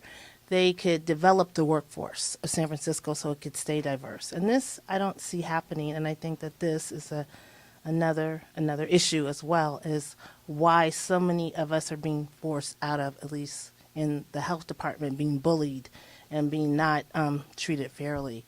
I'm sorry. Alicia said, it's a popularity contest. And I would agree with that because there's a lot of nepotism in our department. Suddenly, somebody comes in as a volunteer 1 week, the next week, retroactive pay, they're at $99.24. Next thing you know, you turn your head, they have a job, $125,000. It wasn't posted. They're my boss. They don't know anything about the department. They're not even passionate about the community that they're serving. And they're there telling you, you know what, you don't know your job. You need to leave. There's no workforce development. And the sad thing is, people walk down the street, they see a black young youth, male, like maybe my son's age, 18, wearing a hoodie. The first thing, including myself, I do, if it's dark, I'll grab my purse. I'll clutch it. I'm scared. I'm going to get robbed. Why is that? Because we never look back to develop these people and give them opportunity so that they have the means to be able to live in this society. And so they need to eat. They want to go to the movies. They want to have fun. But if they don't have access to money, but they have access to guns, and next thing you know, they take those guns to rob us. I don't know. It's just getting out of control. But I mean, it seems like the big criminals are the corporations, the people that rob people from the homes, the banks, stole all these homes. I mean, millions of people were thrown out of their homes, lost their homes, $27 trillion. Those people never go to jail. Right. But you steal a candy bar, and you're in jail for your life. You can't get a lawyer. I mean, so there's a disparity of justice. Mm-hmm. If you have money, if you're wealthy, you don't go to jail. I mean, if you steal from people, millions of people, that's okay, a slap in the hand.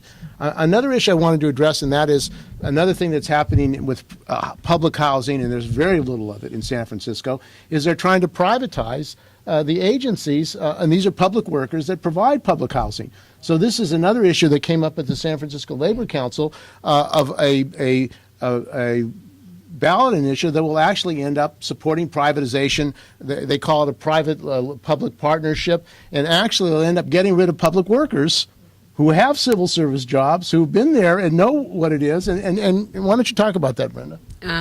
Yeah, the housing authority, I mean, this is all a part of that big scheme I was talking about, right? So what did they do? They intentionally blighted the housing authority.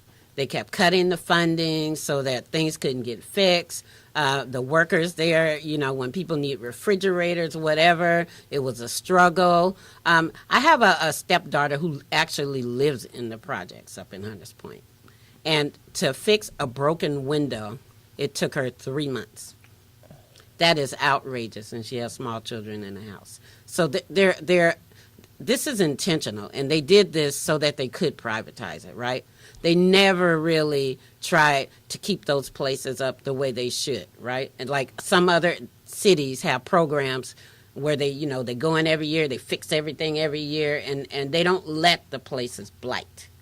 But in San Francisco, it was really obviously that they wanted to get rid of those. And the way they could get rid of it, if they kept them up, if they were clean, if they gave opportunity to the people that lived there so some of them could have jobs, and maybe not the best jobs, but jobs, and have income to make it to where people who work would want to live in places like that.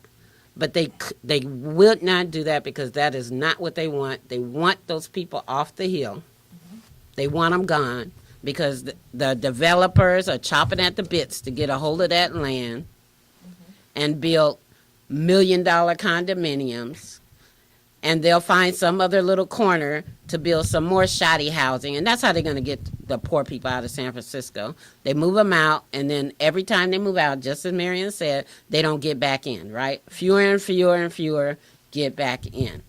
And that is outrageous. And I don't think that needs to be allowed to happen. A lot of those, but also on the side of the housing authority, the people that work for the housing authority people, they need to speak up too, right? They know this is happening. They work there. They see it every day. And I would say to my union members that work for the housing authorities, you guys need to get out and advocate for the people who work where you live.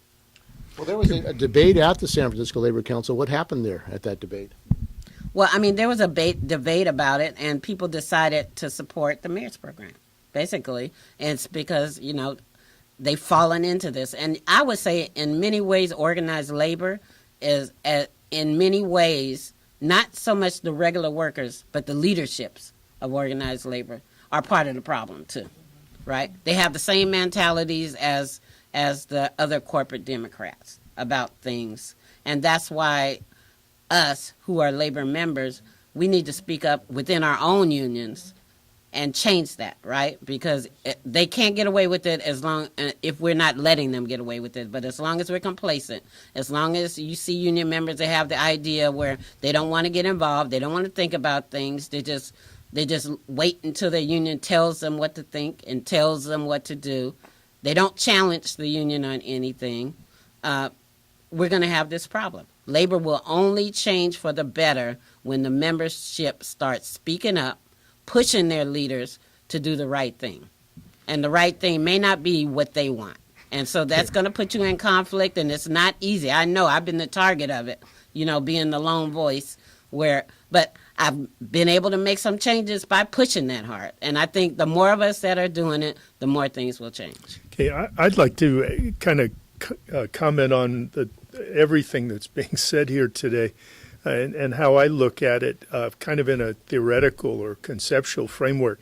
It seems to me that up through the late 60s, that American capitalists, the industrialists, if you will, how they made profit was by producing things with factories. I grew up in Los Angeles in the 50s, and there were a General Motors plant in Southgate. There was a Firestone rubber plant up on Firestone Boulevard. There was a Firestone plant. If you were African American, you graduated from Fremont High School or Jordan High School, you could drive a few blocks and get a job that was well paying. But starting in the late 60s, early 70s, you have what is known as a structural crisis of capitalism, i.e., what is known as the falling rate of profit. This production model was no longer profitable. So you see the beginning of a deindustrialization of the United States, shifting production to Mexico, Argentina, Brazil, South Africa, et cetera. And then the level we live in now, it's Bangladesh, Honduras, and China where the labor is. Now, the Chinese workers are beginning to mobilize and get angry, and capital is going to shift to some other plant. My belief is they want to third worldize the United States and bring the factories back to the United States without unions, without high wages. And that tends to be the rhetoric that you hear, and the process is underway. To justify this new accumulation model, meaning profits from outsourcing, moving towards speculation and financialization, increased military spending. We have to remember these wars are making a lot. If Afghanistan may be 11, 12 years, it might be a loss on the ground, but it was enormously profitable for Boeing, Lockheed, McDonnell Douglas, and the banks that were involved in those transactions. We have to remember that, okay? So we have now a new accumulation model in the 1970s where profits are going to be made without producing anything. Therefore, you don't need labor in the United States. 40 years later, with our discussion about San Francisco, we can see the results of that. Now, I think what we need to do to add to that structural development is the political framework or the ideological framework that is the template, if you will, or the guidelines for this process. And that template is known as neoliberalism. There are many books that have been written about neoliberalism. David Harvey's Neoliberalism, A Brief History might be a good place to start. But what were the guidelines of neoliberalism? Privatize the public sector, eliminate the social safety net, cut taxes for the wealthy, bust unions, okay? And that framework was basically put into place by the mid-'70s, early '70s. And by Democrats and Republicans. By Democrats. I did my PhD dissertation on the Carter administration, and I saw it. I worked on this about 20-some years ago. And I could see that Carter, who was elected by a traditional New Deal electoral coalition, the kind of coalition that Roosevelt put together in the 30s, including African Americans, liberals, labor unions, workers, et cetera, Carter was elected by that coalition, but as soon as he got into office, he began to shift away from a Keynesian demand-side process to a supply side. And then Reagan comes in and institutionalizes neoliberalism. And in that process, by the 80s, the Democrats had completely shifted over to what they're called the New Democrats. and that's Clinton and obviously Obama, Dukakis, Well, and others. Well, even in this whole situation of Ferguson, getting back to what is the solution to Ferguson? I mean, you can have more black police, but if you have mass unemployment, if young people don't have a future, what does that mean? It means more repression. And there's been no call for a mass jobs program to put young people back to work. There's been no calls for free education. Put these youth in schools, get them jobs and pay them to go to school. So that they have an education. And make education free like it used to be. That's what I'm talking about. I mean, in California, they have 111 billionaires, and kids are going into debt to get money to go to school. It used to be school was free to go in California, and we can't afford to go to school for free in California, in the richest state, one of the richest places in the world. And the least we could do is make the community colleges, if nothing else, free for our young people. Of course. We have lost our whole educational system. We think all we need to do is get a kid through high school. It requires far more than that. We have to raise the standards for our young folks, and we have to do it by example. And young people want to go to community college, even going to community colleges. I interviewed some McDonald's workers here in Oakland, where we're doing in the East Bay, and they couldn't afford to get money to go to community college. I mean, why are they charging so much money to go to community college? I mean, this is a crime. In this rich state, in this rich country, they're charging people to go to a community college? And one of the ways to finance it is we get all of these big businesses coming to San Francisco, make them pay into the educational system, the community college, to make it free, because they reap the benefit because they get the workers, right? So, but they're giving tax subsidies to Twitter. They're giving tax subsidies to these companies instead of saying it's like this transit tax in San Francisco. They want to have they don't want to have a transit tax on the billionaires. They want working people to pay more money for buses. In fact, the bar workers were told during the negotiation that they had to take a pay cut so they could buy new trains. Right. Can you imagine that? I mean, you tell the workers who do the work, you have to take a pay cut so you can buy new trains? I mean, when every time you open up a new station, billions are made because the price of the property goes up. These developers make a fortune, these speculators. But they're telling the workers, you got to take a pay cut. Now, there's going to be a strike on Friday at the Golden Gate Transit District because they're telling the transit workers, Golden Gate Transit District, they have to take a pay cut because they're going to go to a bronze plan under Obamacare, and they have to pay more of their own wages for their health care. And they're basically cost shifting, making the worker pay more and more for their health care instead of making the billionaires pay, the wealthy. I have to add a footnote. I just retired from teaching at Skyline College for 8 years. Many of my colleagues I have enormous respect for. Some of the administrators I have enormous respect for. But at the same time, the cost of education during that period rose. When I started teaching in 2004, I think it was $20 a unit. When I retired, it was $46 a unit.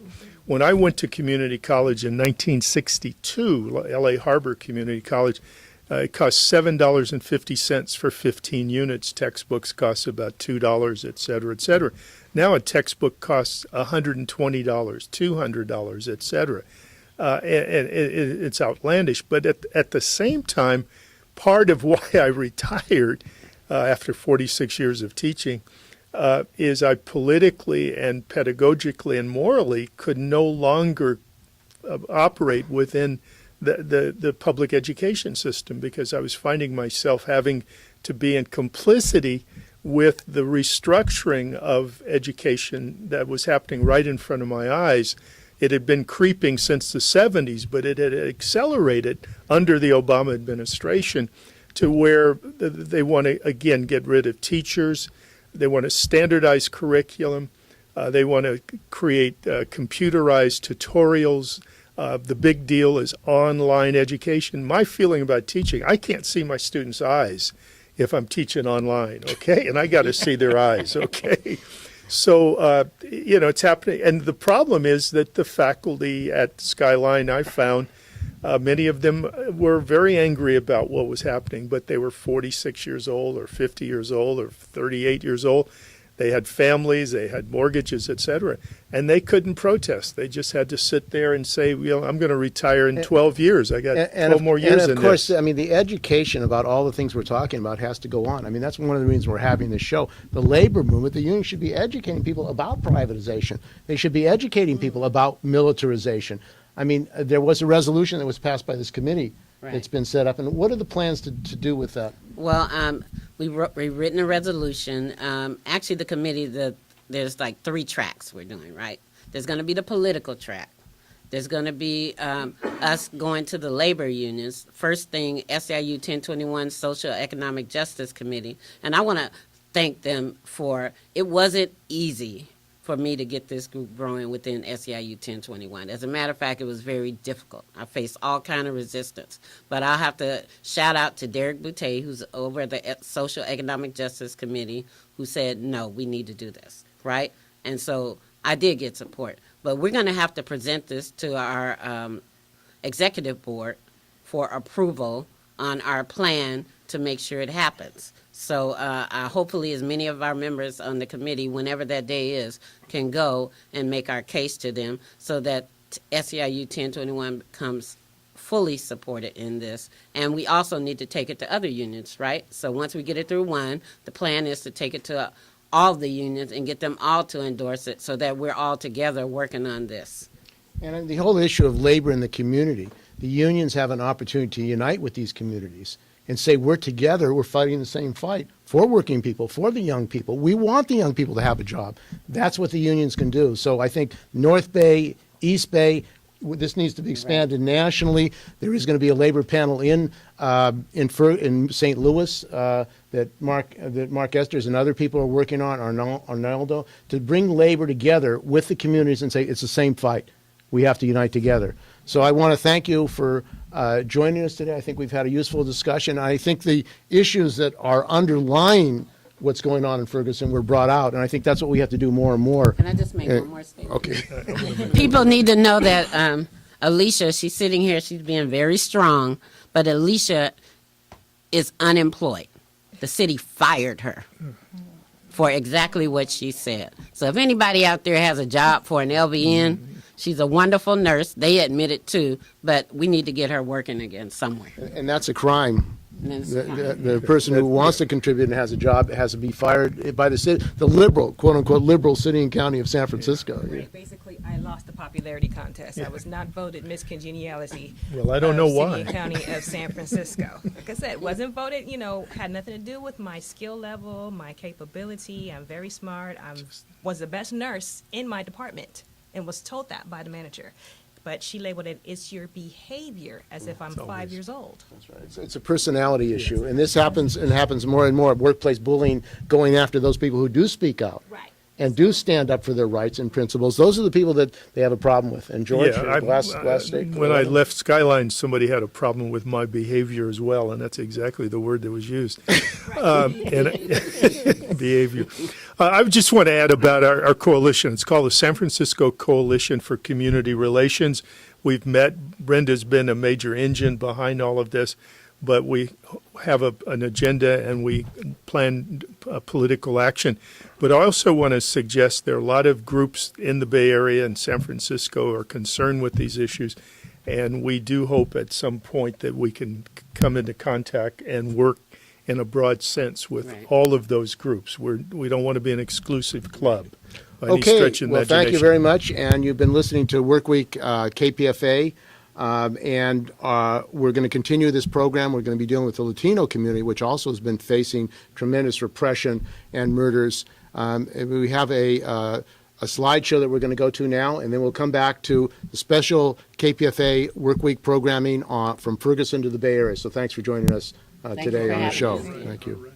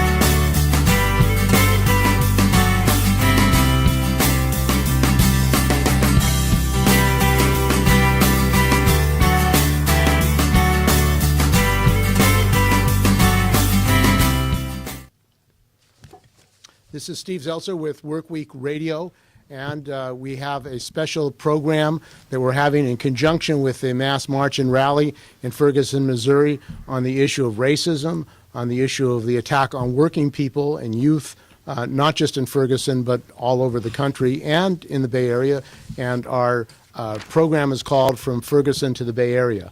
So we're going to be talking on this segment about some of the issues facing working people here and the African American community. And joining with me are Sean Gillis. He's works for the Fire Department in the City of Oakland and is a member of IFPTE Local 21 and has been active fighting privatization in the City of Oakland and how it's affecting working people and youth. Also, Bob Wells, who is a retired teacher of the Oakland Education Association, has been involved in the campaign to defend Mumia and also supporting or defending educational material about Mumia that was put up on a website.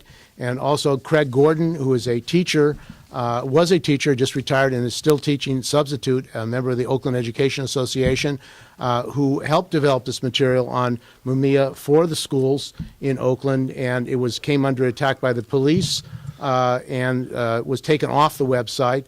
And also, as a co-host joining me is George Wright, who is a retired professor, AFT 1493 in Skyline College. So welcome all of you to the show. Well, why don't we first start with what's been happening in Oakland. And Oakland Education Association had the union has taken a position against the attack on a website. What's that all about?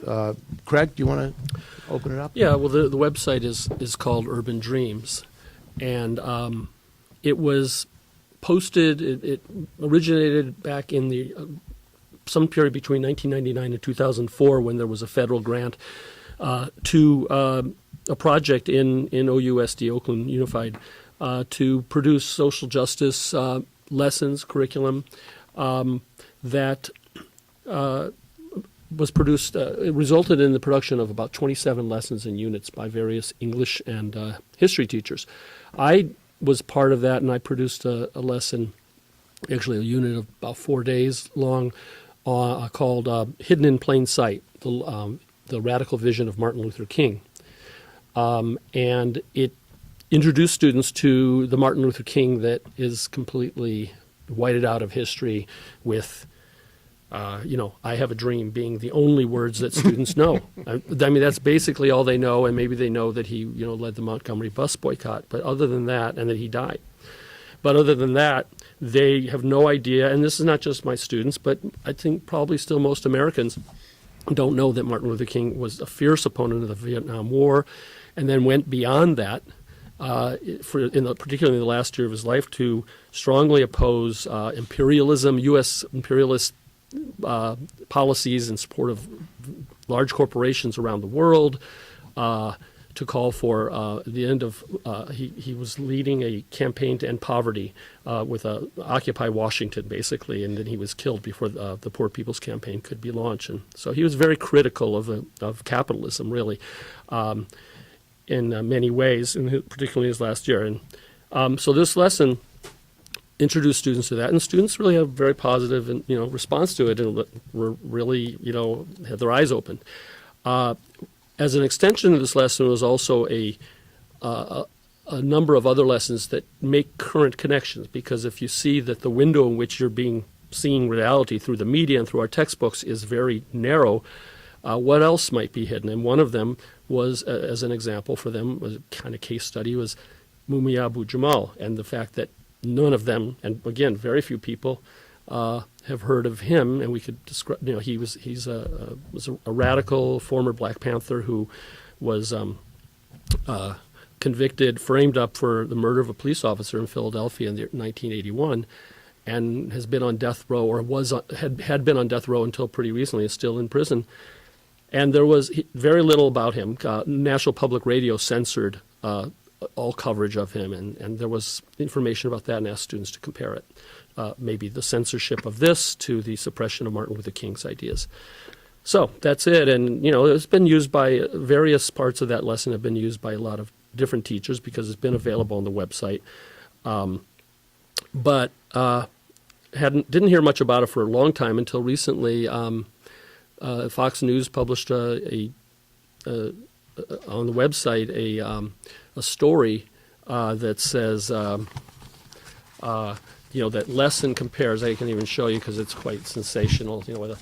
Has a picture of Mumia Abu-Jamal next to Martin Luther King. It says lesson has school kids comparing Martin Luther King to cop killer Mumia Abu-Jamal. The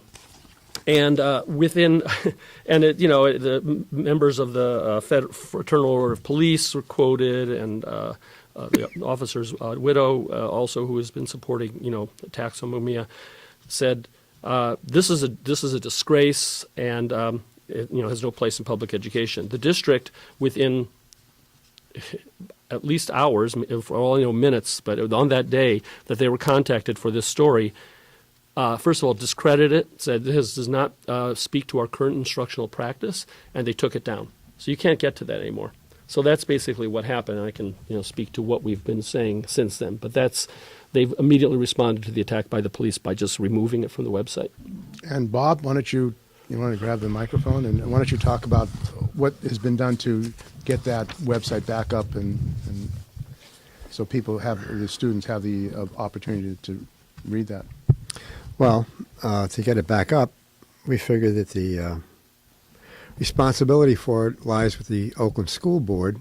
We've been going to meetings and asking people to contact the school board to repost it.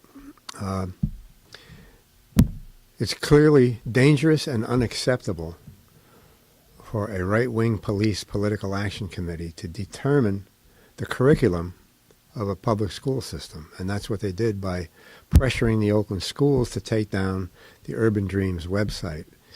And so what we're doing, among other things, is we're asking people to contact the Oakland School Board and the new superintendent who has come in from Denver, Colorado, urging them to put this back up, because what they would like to do is see the whole thing disappear and just kind of get away with walking away from the responsibility of this website.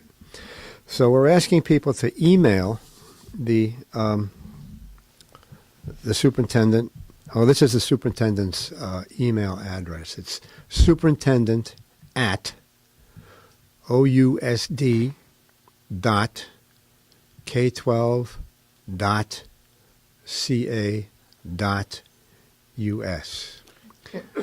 And we're asking people to do the same thing to the president of the Oakland School Board, whose name is David Kakishiba. He spells his last name Kakishiba, and his website is david.kakishiba@ousd.k12.ca.us. And what has been the response of the unions and labor in regard to this?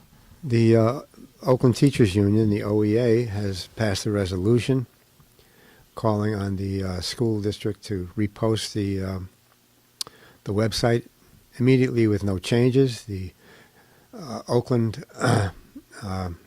the Alameda County Central Labor Council has passed a resolution calling on the Oakland School District to put the website back up unchanged.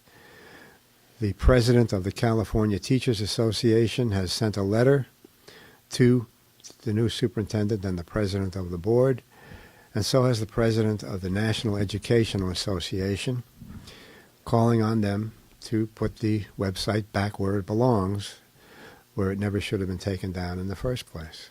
And George, why don't you talk, it seems like Colorado, they're trying to change the history courses to get rid of the real history. Why don't you address that issue of how in education they're trying to basically censor and sanitize the real education of history in the United States? Do you want to speak to that? This is a long time story, and in whatever field. I remember when I was a undergraduate taking history classes back in the mid-'60s, early 60s, and there was a mainstream history textbook written by Henry Still Commanger, and I forget the other fellow's name, but the only reference to African Americans in this textbook was the first sentence in the chapter on slavery, the Civil War.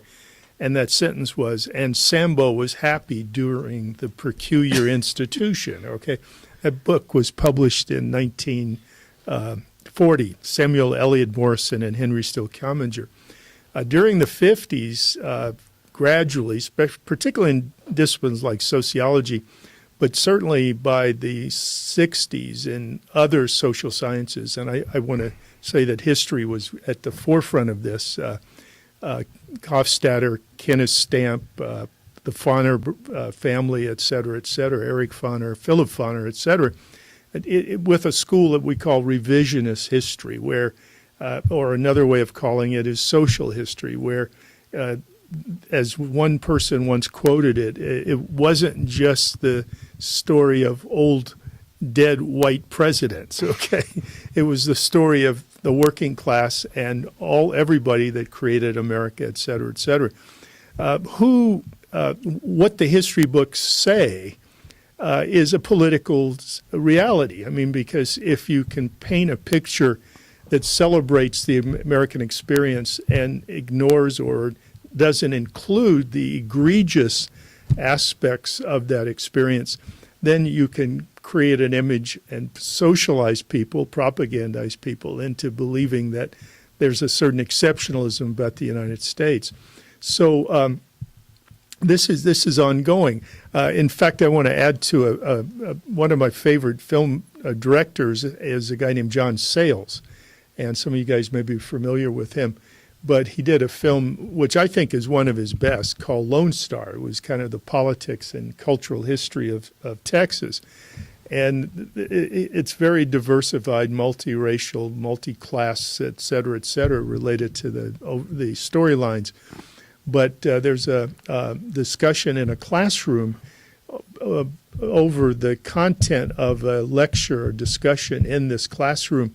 And the teacher happened to be Mexican-American. There were Mexican-American kids, but then there was a mother who was white.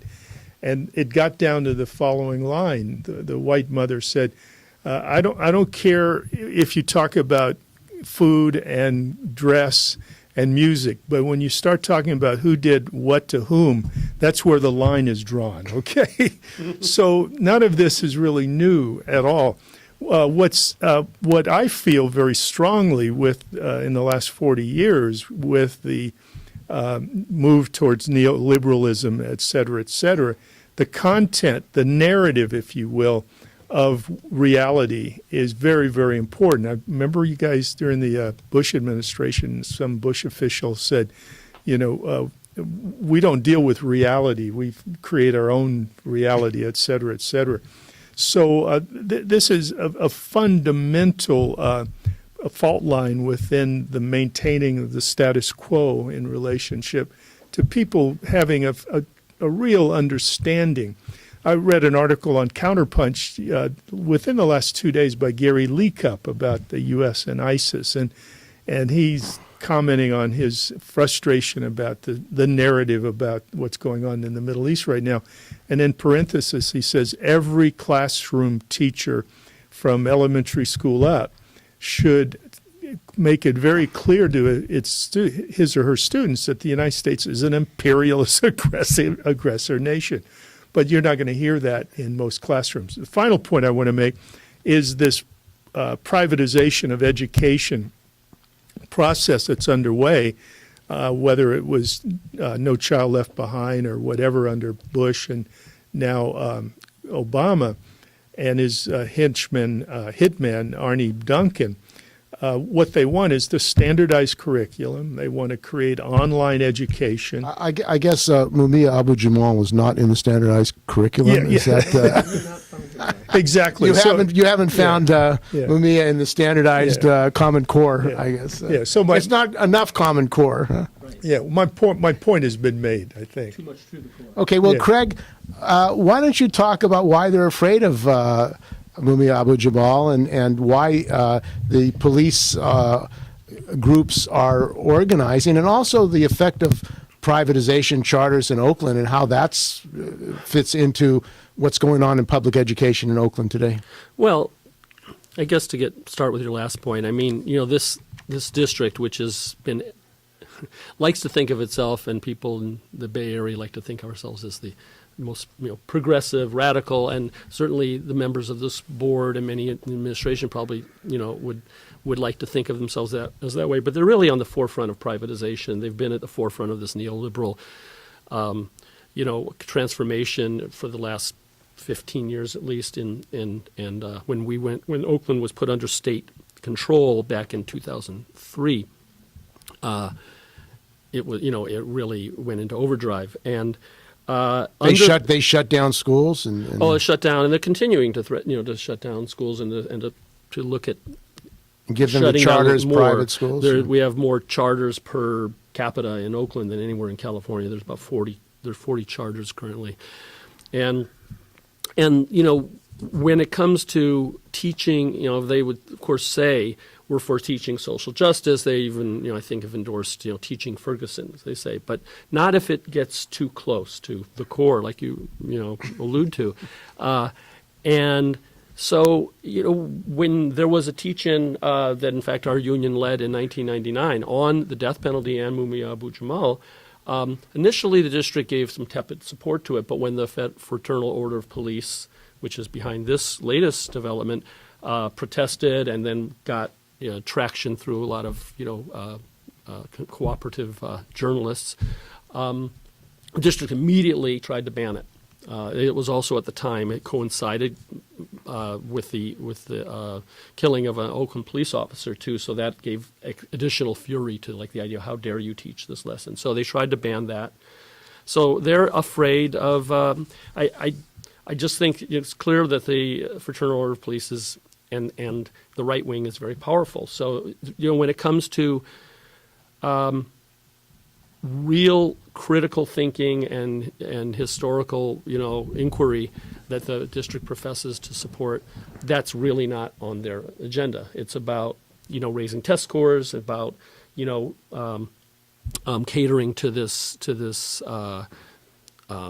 very pro-corporate kind of vision of what education is, not questioning what the status quo is. And what George points out really makes me think of how much of what I taught my students in history was to look at how textbooks changed, even how Columbus was taught look at some textbook examples in the 60s and the 70s and how it started to change when people started speaking out in the aftermath of movements in the 60s and 70s and forced some changes in the textbook. They're still woefully inadequate in terms of addressing, working class struggles and struggles for people of color. I don't. Is the class struggle mentioned in there's public some school mention books? of the labor movement, but there didn't used to be. But I bet is the word class struggle mentioned? Class struggle. They don't call it that. They don't say a class struggle in the United States. It's something else. Right. Exactly. It's just conflicts. Or, yes. I see. But all of the whatever progress has been made is has been through pushing, and now you see the pushback. And so, kind of what you brought to my mind is that what we're seeing is in real time the way in which these things change. And so you have a pushback in Colorado. You can't teach anything that encourages dissent. You can't. The Civil War was not about slavery, and the United States decided to change slavery on its own because the South decided that they just didn't want slavery, and that was how it changed. One of the positive changes is, for example, we on our essay where students are supposed to show evidence to support a position, there's the question, was John Brown a hero, an American hero? Well, at least the students are being asked that, whereas before, and a student asked me recently, Mr. Gordon, why are we discussing this? Why are we spending so much time on this when it wasn't as if John Brown was a good guy? Wasn't he a bad guy? He was so violent. I said, it's funny you should say so, because right now we're being told that we shouldn't teach about this other bad guy. This is just after this thing with the Mumia service. And of course, we don't get taught about the larger lesson. The Martin Luther King lesson is about how they don't learn about Martin Luther King. They don't learn about Martin Luther King's, fierce opposition to putting, and he said, that we need a revolution of values where people are more important than profit motive. I'd like to add a footnote to that. What you hear is the I have a dream speech, but they never play the April 1967 Riverside Church speech, Right. which is where he says what you say. Yeah, and then About imperialist war. About it's- imperialist war, It's yeah. interesting in the case of Ferguson. Yeah, he and got, the- well, he and got the- shot and for the, it. and the He got militarization, killed. the murder, the epidemic, Yeah. continuing epidemic of murders of young black men in the United States. There's no connection to our murders, the United States, U.S. imperialist murders of people all over the world, drones bombing people and children, bombing children. I mean, this disaster now in Kobani, where we helped set up ISIS with the Turkish government, where the Turkish government allowed them to organize, to bring troops in there, and actually we're helping them in hospitals, and now they're preventing the Kurds from getting medical treatment and allowing a potential massacre of Kobani. That was the United States policy. That was an imperialist policy against Syria and to wreck Iraq. Now, Bob, you've written about history, the Civil War. You wrote a novel about the Civil War. What are we going through today? Because it seems like the African American community, the Latino community, is under attack. They're the terrorists. You've got to militarize the border. You know, all these people are infiltrating the United States. Is that going on today? Yeah, let me bring it home to Oakland and the connection with what's happening right now in Ferguson, Missouri. I think, unfortunately, maybe a lot of people still don't know who Mumia Abu-Jamal is and what the Fraternal Order of Police is. Mumia Abu-Jamal was a radio news reporter in Philadelphia in the 70s. He had been a Black Panther. He was elected the president of the Philadelphia Black Journalists Association. He, on his radio program, he constantly exposed the corruption and brutality of the Philadelphia police. They hated him. He got a National First Place News Award from the Columbia University Graduate School of Journalism because of his reporting. And in 1981, when a Philadelphia police officer was killed in what seems to be kind of a parallel of the Frank Serpico case in New York, he was talking to the FBI about corruption. Mumia was shot. He was charged. He was framed with the murder. He was rushed through a court hearing, which one of the leading conservative legal commentators in the country, the legal affairs editor of the National Journal, said, quote unquote, it was grotesquely unfair and clearly unconstitutional. He was sentenced to death, and he just a few years ago got off death row. The Fraternal Order of Police is a national political action committee. People say it's like the National Rifle Association for cops. It's actually much more dangerous than that. And they've had a 32-year vendetta against Mumia. Just on a few of the things they did.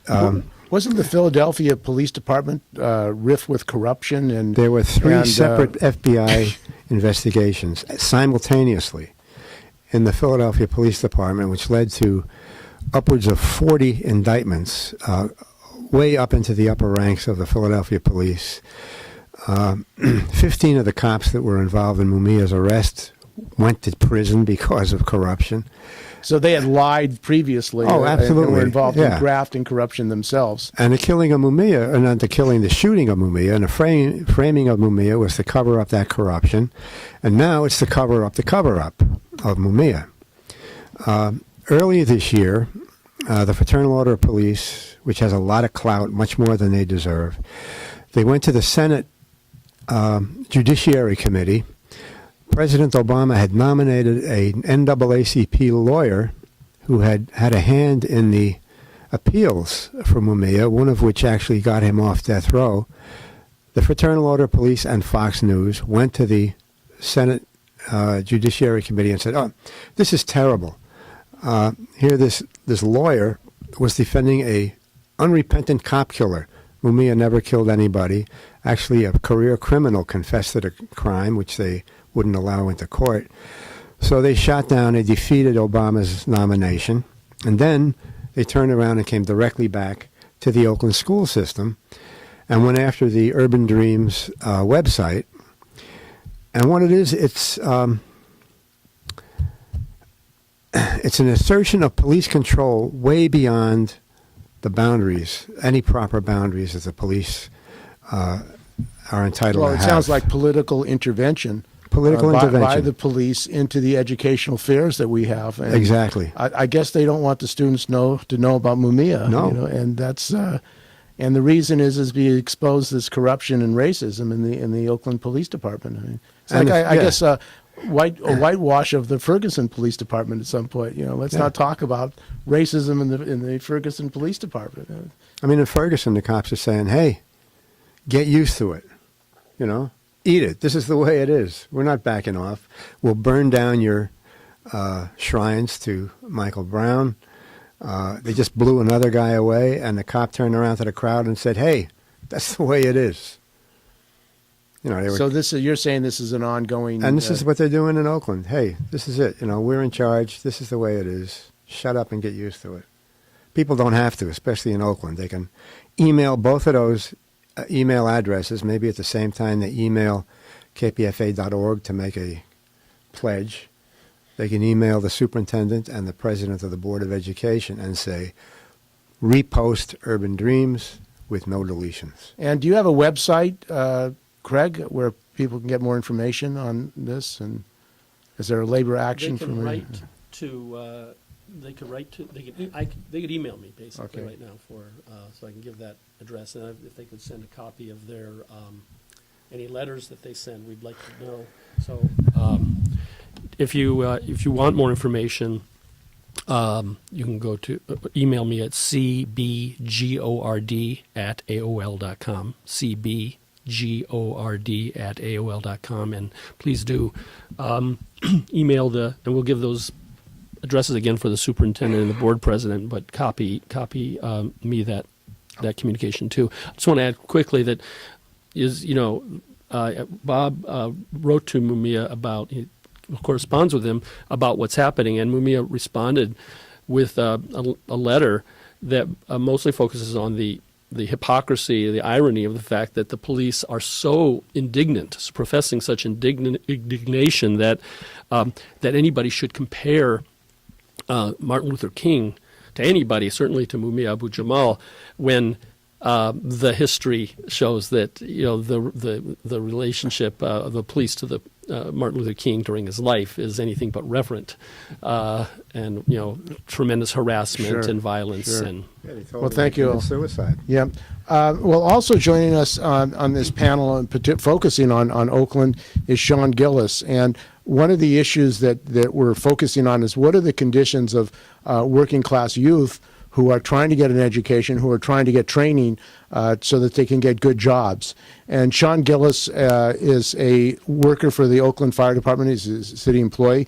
And he discovered, part of his job was to train young people in an EMT program at Laney College, and found out that the Oakland Fire Department, some officials had been in collusion with a private company, to privatize the training.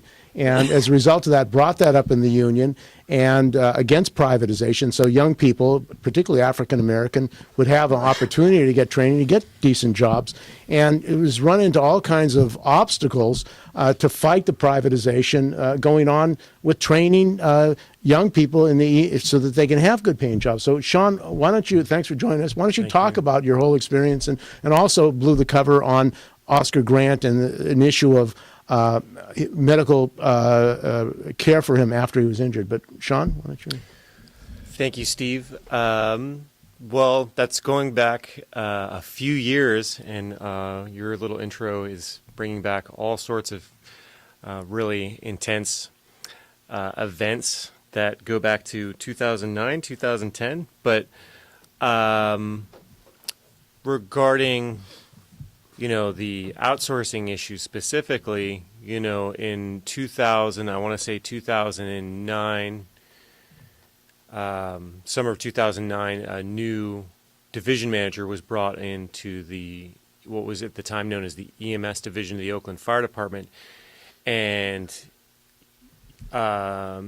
mid-transition, the program, there was a joint program with the Peralta School District, but specifically Merritt was handling the medical sciences, to mentor it was kind of a three-pronged program of providing student instructors for the EMT program who would be mentored into kind of a leadership position, providing access to tools and equipment and instructors that wouldn't be otherwise available to the Merit College students, and then in exchange for hours of training, these mentored instructors that was known as cadets at the time would be given credit towards paramedic school to advance their training and education, and then they would have access to people who would be amenable to be giving them letters of reference in city government and that sort of thing. So it was kind of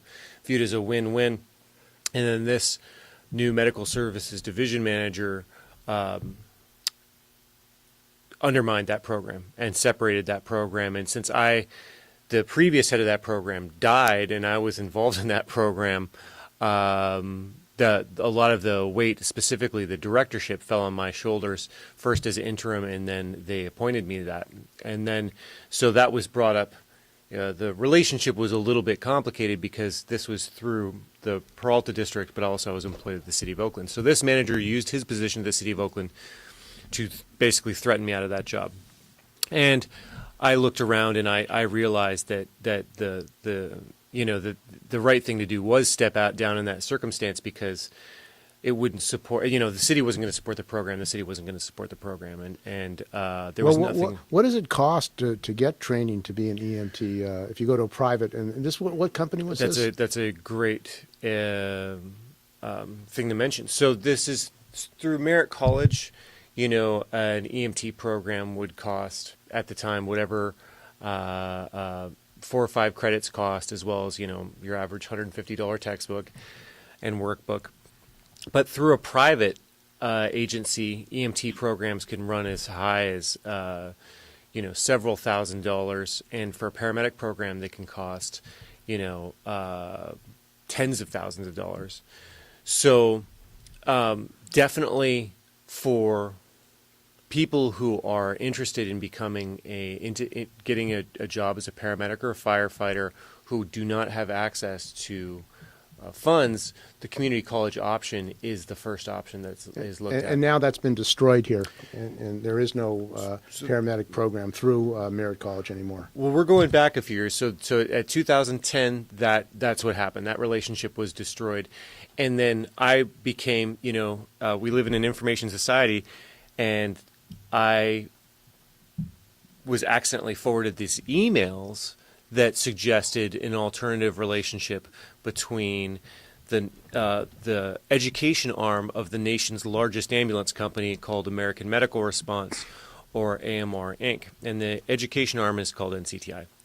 So there was a plan for this thing, and they even said in the email, because of the political situation, we should leave the directorship spot blank. And I thought that was interesting because they were forcing me out of a director spot. And so maybe they were saying, we really want this relationship. The relationship is what's important, but politically it might look a little weird that we just force this guy out. And then we appoint one of you guys who we're going to give money, as trainers or whatever. In this joint relationship, there was mention of a split. It was like a 20-20-20 split or something like that. And you broke this. You broke this out. You went public with it, and they tried to fire you. And Mayor Kwan was involved in that. You had to fight to keep your job, and there was retaliation for blowing the whistle. Was that? They did suspend me, and they took it was more of the day-to-day administrative action that was I would view as the retaliation, the just constantly being undermined, increased workload, being required to work. They were bullying you. Was it workplace bullying? Essentially. And so the plot thickens. Under Mayor Kwan. Sometimes one of my favorite lines from some movie somewhere is, if there's a crime, look to see who benefits. Or follow the money. Yeah. I think we've heard that before. So fast forward to the future. Mayor Kwan is in office, and our union, my union, IFPTE Local 21, supported Mayor Kwan in getting into office. And Mayor Kwan appoints City Administrator Deanna Santana from San Jose and hires Fire Chief Reed from San Jose as well. And a lot of press is given to hiring the first African American female chief, which is deserved. However, Chief Reed displaces, or somehow the previous division manager working above me, who destroyed this relationship between Merritt College and OFD, he leaves, and so in this vacant spot, Chief Reed hires an ex-battalion chief from San Jose, who most recently came off a career as a private consultant for, guess who?